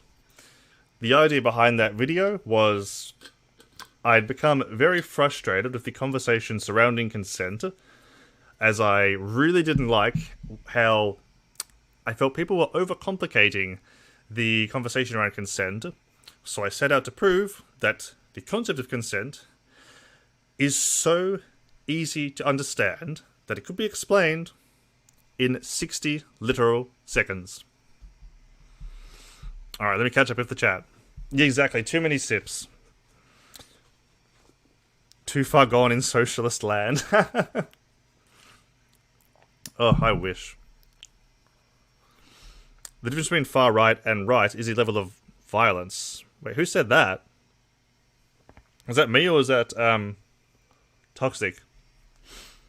So Hitler would just be the far left version of the socialists. No, because the far left version of leftism is anarchism. Does Nazi Germany sound like an anarchist system? Come on! Far left versus not as far left, as per why Hitler came for the lefties, lol, but he had a mind of economic... I can't even say the word. Leftism destroyed. Economics, so probably not socialist. Sorry, but fascism is a right-wing ideology. Left is all about reducing hierarchy. The right is all about preserving hierarchy. Oh, cool fingerless gloves. Thank you. They're only, I think $20. I bought them from the Queen Vic Market. Bargain. It's all about the aesthetic. So you just think we should vote in socialism. Socialism is extremely far left. I mean, it's not that far left. Really, like, compared to some of the other ideas that we've got kicking around in communism and anarchism, socialism is really not that far left. Back for big sips. Indeed, my friend. Anyone that wears fingerless gloves doesn't really know what consent really is. What's the correlation between lack of consent and fingerless gloves? Your theory on consent is a bit silly. How so? Come on. It's so simple. Consent is such an easy idea. You don't need to complicate it with analogies about milkshakes or analogies about tea. Just talk consent. Just talk about body language. Just talk about personal space. Like, It's that simple. 60 seconds. You're extremely far gone if you think that socialism isn't far left. I mean, I don't think it's far left, but it's definitely, like, left wing. Like, far left, like, I consider, like, far left to be, like, anarchism, communism, that kind of thing. I wouldn't call socialism far right, but I suppose, like, well, hang on, wait, Guru Muffins, aren't you a soak dem? Aren't you the social democrat in chat? How are you gonna be a social democrat and then call socialism far left? Fingerless gloves mean you aren't in situations where consent is necessary. Wait, hold on. What are you trying to say? There's no way you've had an opportunity to consent if you were... What do you mean? What is this talking point? Girl Muffins, you realise that the next ideology to the left of social democracy is socialism. That's why I wouldn't call it far left. Like, there's no, like, to scale gradient on the political spectrum. But, like, to me, like, far left sounds like down here. Like, again, this is not to scale, but if this is the spectrum, here's the center, I wouldn't put socialism here. I'd put it, like, I don't know, here, really. Which, again, like, this isn't to scale, because there is no scale. I'm trying to say you haven't got much bussy. I haven't got any bussy, actually. I've never slept with, a femboy. Yeah, I'm afraid, yeah. Well, it depends, like, hang on, some people call bussy butt pussy, or some people mean boy pussy, as in, like, femboy butt. But some people mean just, like, butt sex. But, like, I don't, like, I've heard, like, anyway, this is... We're not going down the bussy rabbit hole, okay? Sock dems aren't socialist, they're still capitalist. Yeah, I know that. Fuck motive. Be real fucking careful, mate, because I have no problem banning people from my chat. Pull some shit like that again and you're out.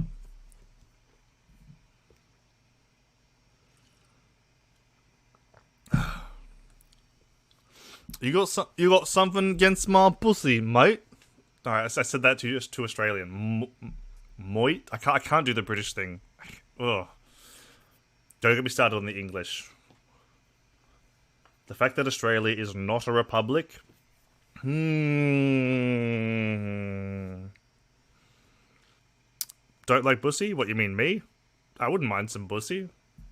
I'm a little busy right now, but if some came along... I wouldn't say no.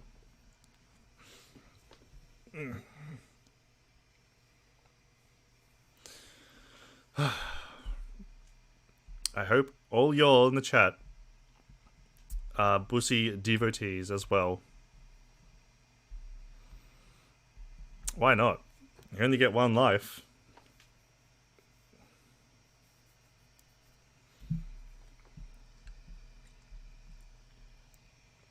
Oops, hang on. Crap.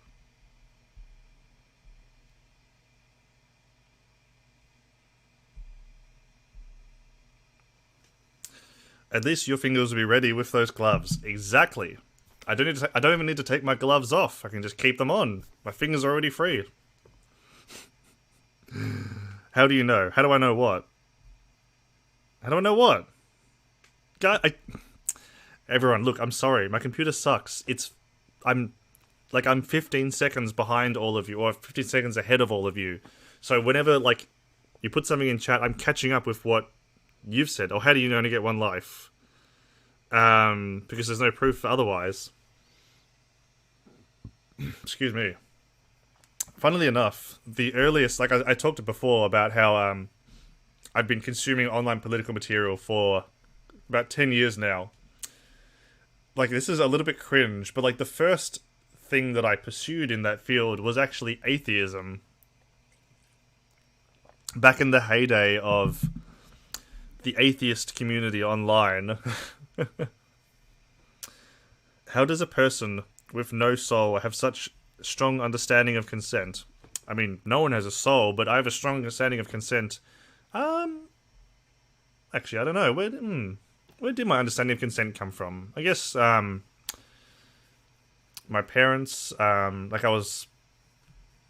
wasn't raised in a misogynistic household. I didn't hang out with misogynistic people growing up.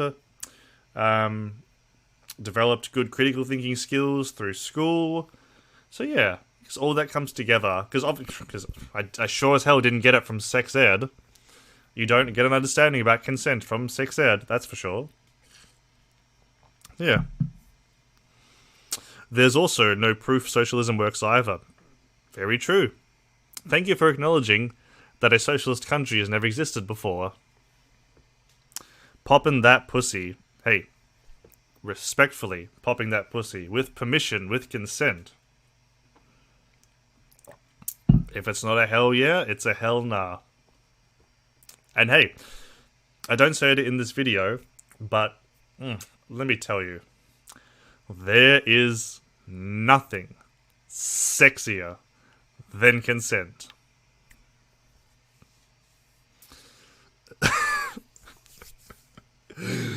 Cat's nugget, seriously, I'm gonna start charging you.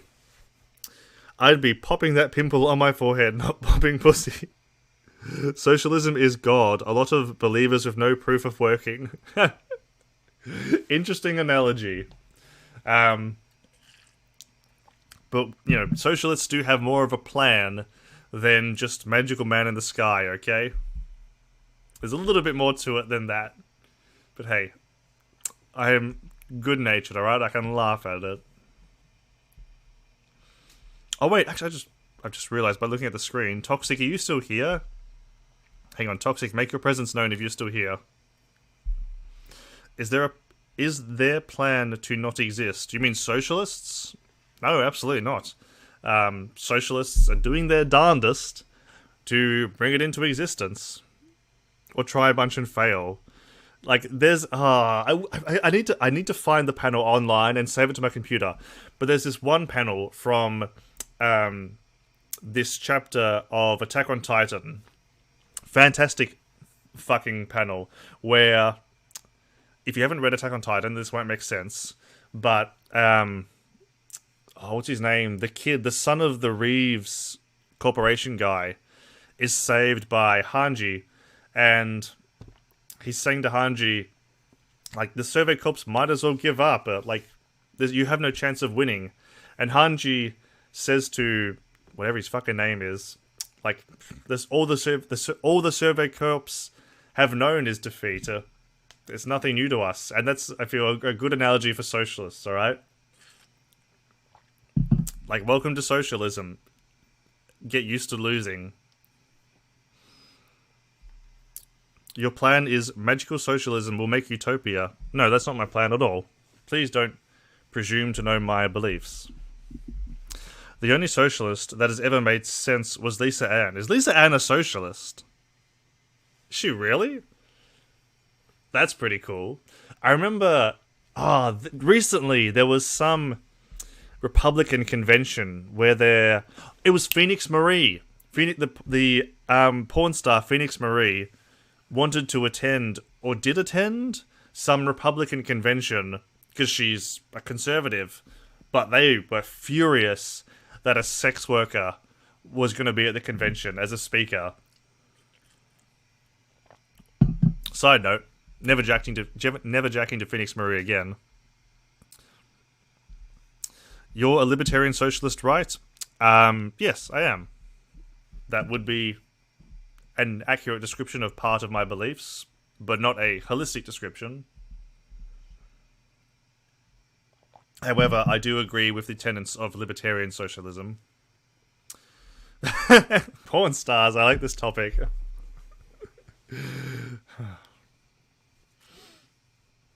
Oh, hey. Did you consent before jacking? Did you ask consent before jacking? Well, I'd already obtained consent by Phoenix Marie,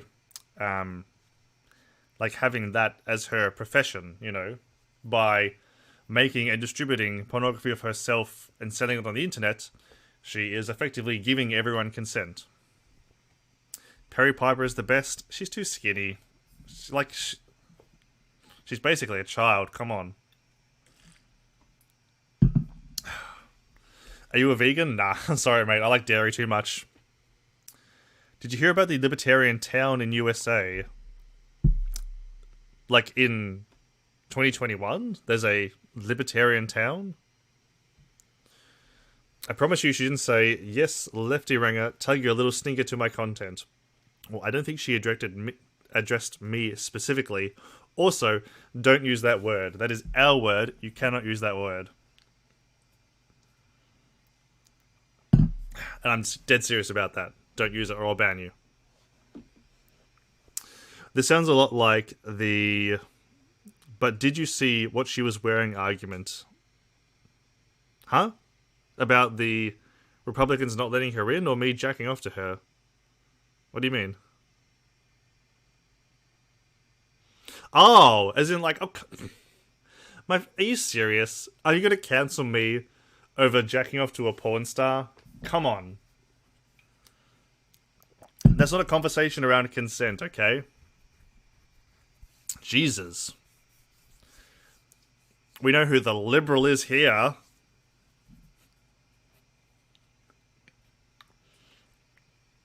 You really are a social democrat. Jesus.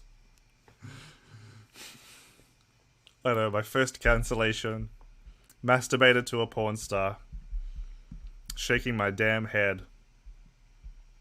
Did you know that I also caused the... oh no, I didn't cause... No, I was about to say Titanic, but it was Merrick who caused the Titanic to crash. No, it was actually... Oh, fuck, I was about to say the Hindenburg, but Merrick did that as well. What's a disaster that I could have caused? The 2019 California bushfires. That was me. I confess, alright? Cancel me. You little sipping internet pig. Hey, I'm doing a lot of talking, alright? I've got to keep my mouth moist.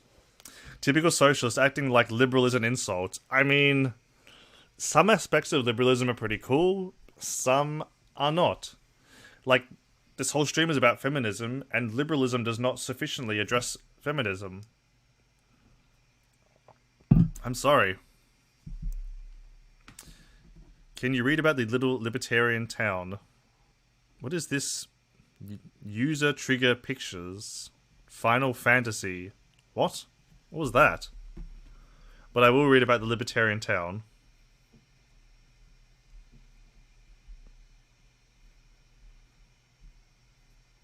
Let's see. How a New Hampshire libertarian utopia was foiled by bears.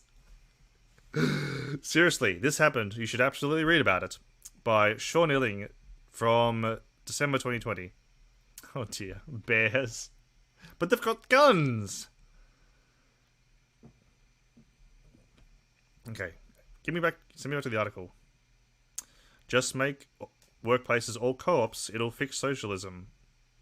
I mean... I don't disagree. I'm absolutely in favour of worker co-ops. Every ideology produces its own brand of fanatics, but there's something special about libertarianism. I think you mean lolbertarianism. I don't mean that as an insult either. I love lolbertarians. For the most part, they're fun and interesting people. But they also tend to be cocksure about core principles in a way most people aren't. If you ever encountered a freshly minted Ayn Rand enthusiast, you know what I mean. And yet... one of the things that makes political philosophy so amusing is that it's mostly abstract. You can't really prove anything, it's just a never-ending argument about values. Every now and again, though, reality intervenes in a way that illustrates the absurdity of particular ideas. Something like this happened in the mid-2000s in a small New Hampshire town called Grafton. Matthew Hollings Hetling, author of a new book titled A Libertarian Walks Into a Bear, the boldest social experiment in modern American history. I don't know if it's the boldest, but it's definitely one of the strangest. The experiment was called the Freetown Project. It later became the Free State Project. Curious. I thought these people were anti-state. And the goal was simple. Take over Grafton's local government and turn it into a libertarian utopia. The movement was cooked up by a small group of ragtag libertarian activists who saw in Grafton a unique opportunity to realize their dreams of a perfectly logical and perfectly market-based community. Needless to say, utopia never arrived, but the bears did. I reached out to Hedling, Jesus, to talk about his book. I want to know what happened in New Hampshire, why the experiment failed, and why the whole saga can teach us not just about libertarianism, but about the dangers of loving theory more than reality. Every tanky ever. So, how would you describe the Freetown Project to someone who doesn't know anything? This is a really long article, my friend.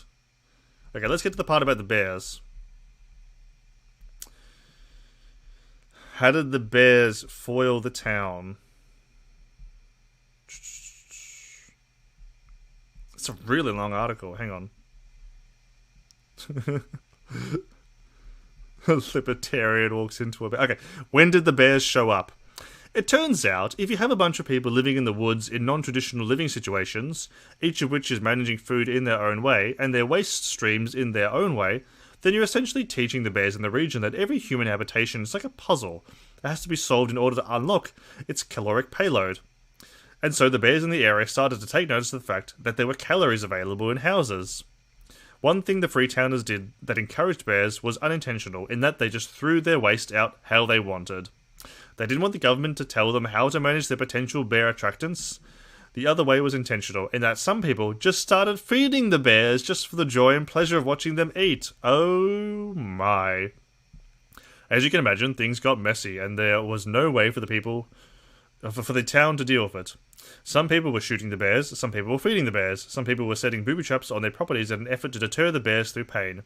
Others were throwing firecrackers at them. One was putting cayenne and pepper on their garbage that when the bears sniffed their garbage, they would get a snout full of pepper. It was an absolute mess. Wow.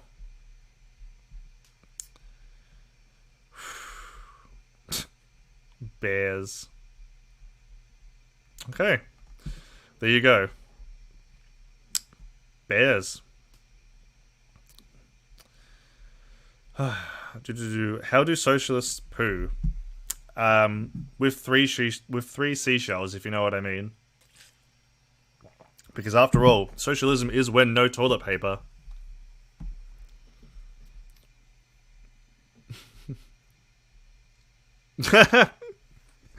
Cactus nugget, fuck you.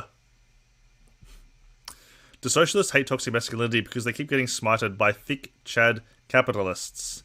I mean, which is it? Is Antifa this group of radical, violent extremists capable of burning down a city?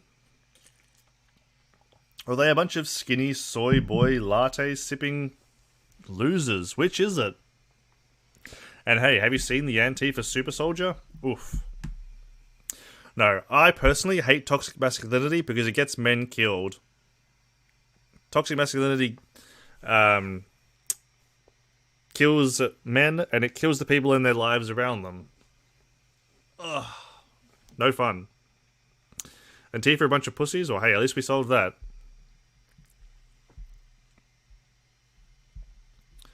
But hey, the whole point is that they might be a bunch of pussies on their own,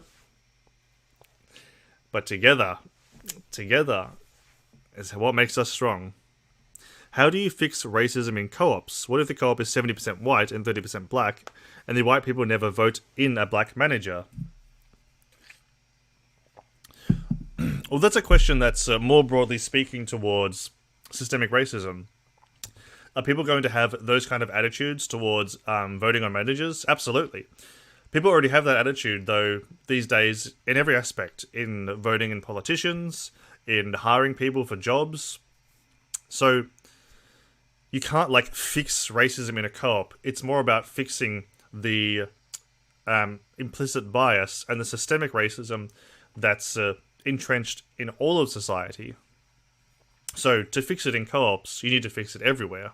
It's not just like you walk into the business and there's a no racism sign. Toxic masculinity makes me fucking... No, it doesn't. It makes you weak, man. Toxic masculinity makes you weak. Isn't a pack of pussies called an Antifa of pussies? Mate, what's with this anti-pussy rant? I love pussy. Pussy's nice. Now, and then... I could get behind an Antifa of bussies. I could hear an argument for that, okay?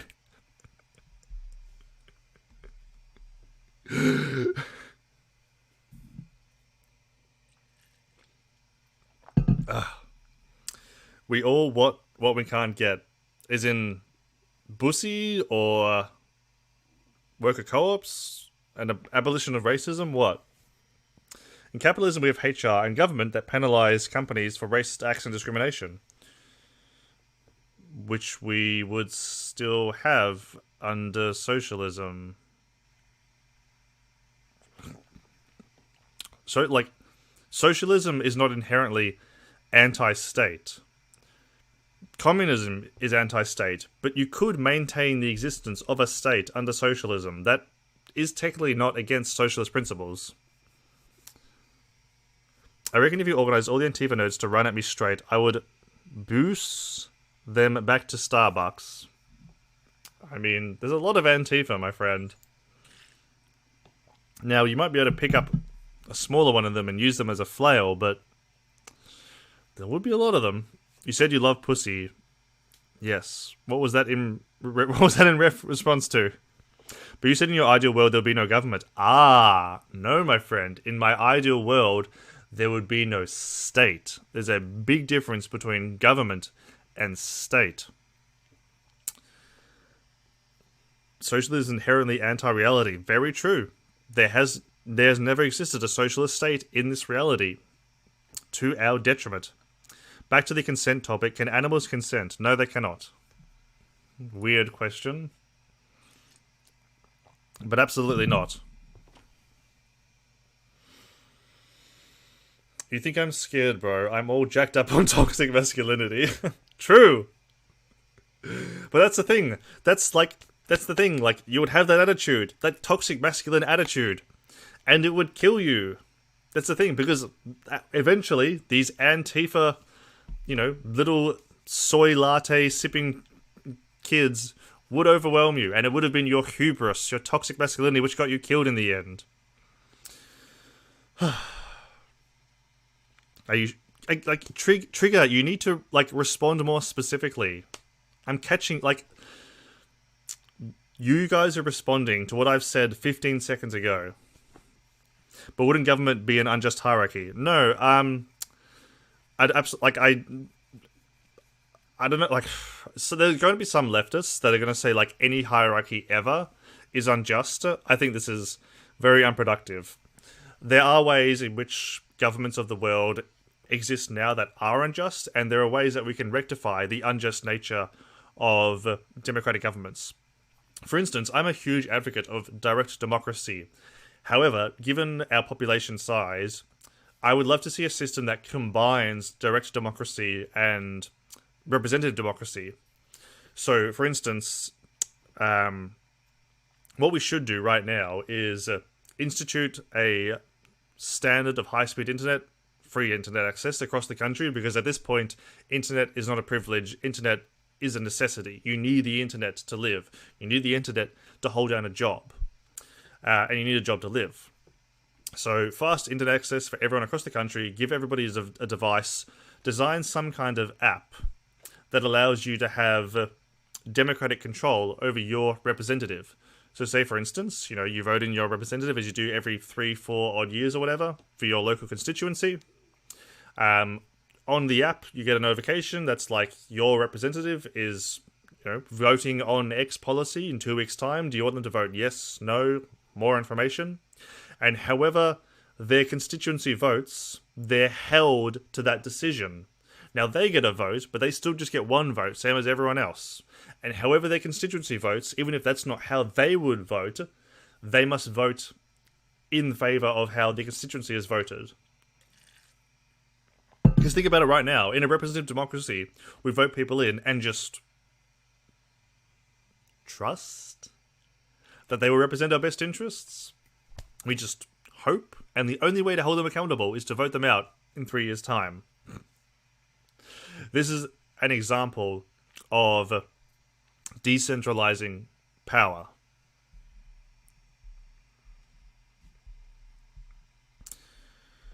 Let me catch up with the chat. Feminism for men. That's a good angle to get chicks. Yeah, funnily enough, women do like it when you treat them like a human being. Sometimes the cat gives me eyes. Which... What cat? What? I don't know. I'll die off a big dick and big muscles, but you will die nonetheless. Why waste it? True. Fuck motive. They would like you over there on Grindr. For governments to work, it would have to have power over people, which is what socialism is trying to get rid of. No, I disagree.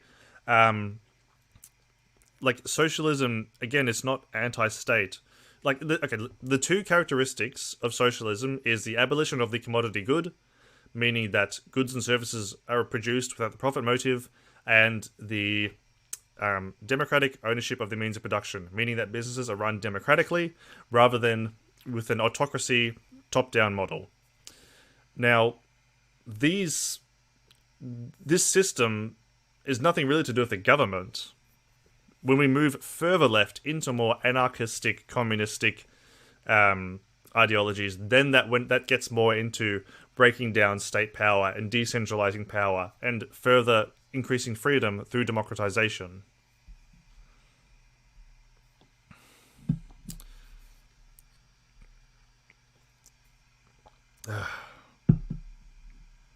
Unless you win the lottery. What's that in response to? I have bussy for day, mate. Who's your favorite porn star? Me? The only male porn star I know is the guy from the memes. The guy that walks into the room wearing the doctor's coat. That's the only male porn star I know. I can't remember his name. Because voting makes sense. Because voting is so common. What is that supposed to mean? So let's say a bunch of fossil fuel workers vote for less climate change measures in their state. Yeah. When you say state, do you mean like a country, or like state is in like Texas, California, etc.?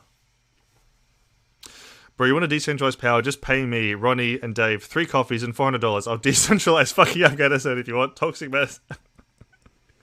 Why are we not funding this? My fuck motive is bringing the strong girl boss energy tonight, alright? A, B, G, B. Always be girl bossing. Shorty Mac, he has a weapon of a cock.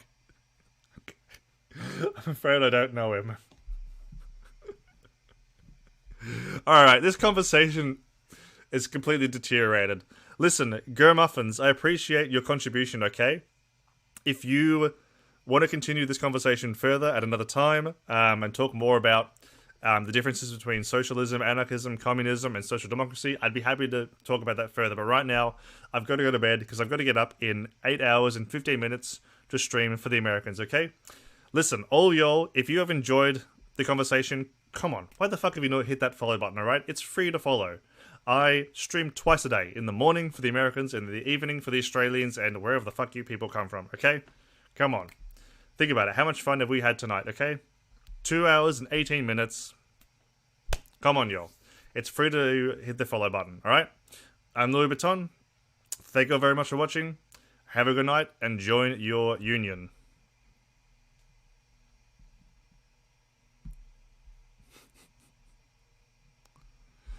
You fucking guys. I'm done, alright? You fucking guys. You can come back and watch and argue with me another time, alright? Goodbye.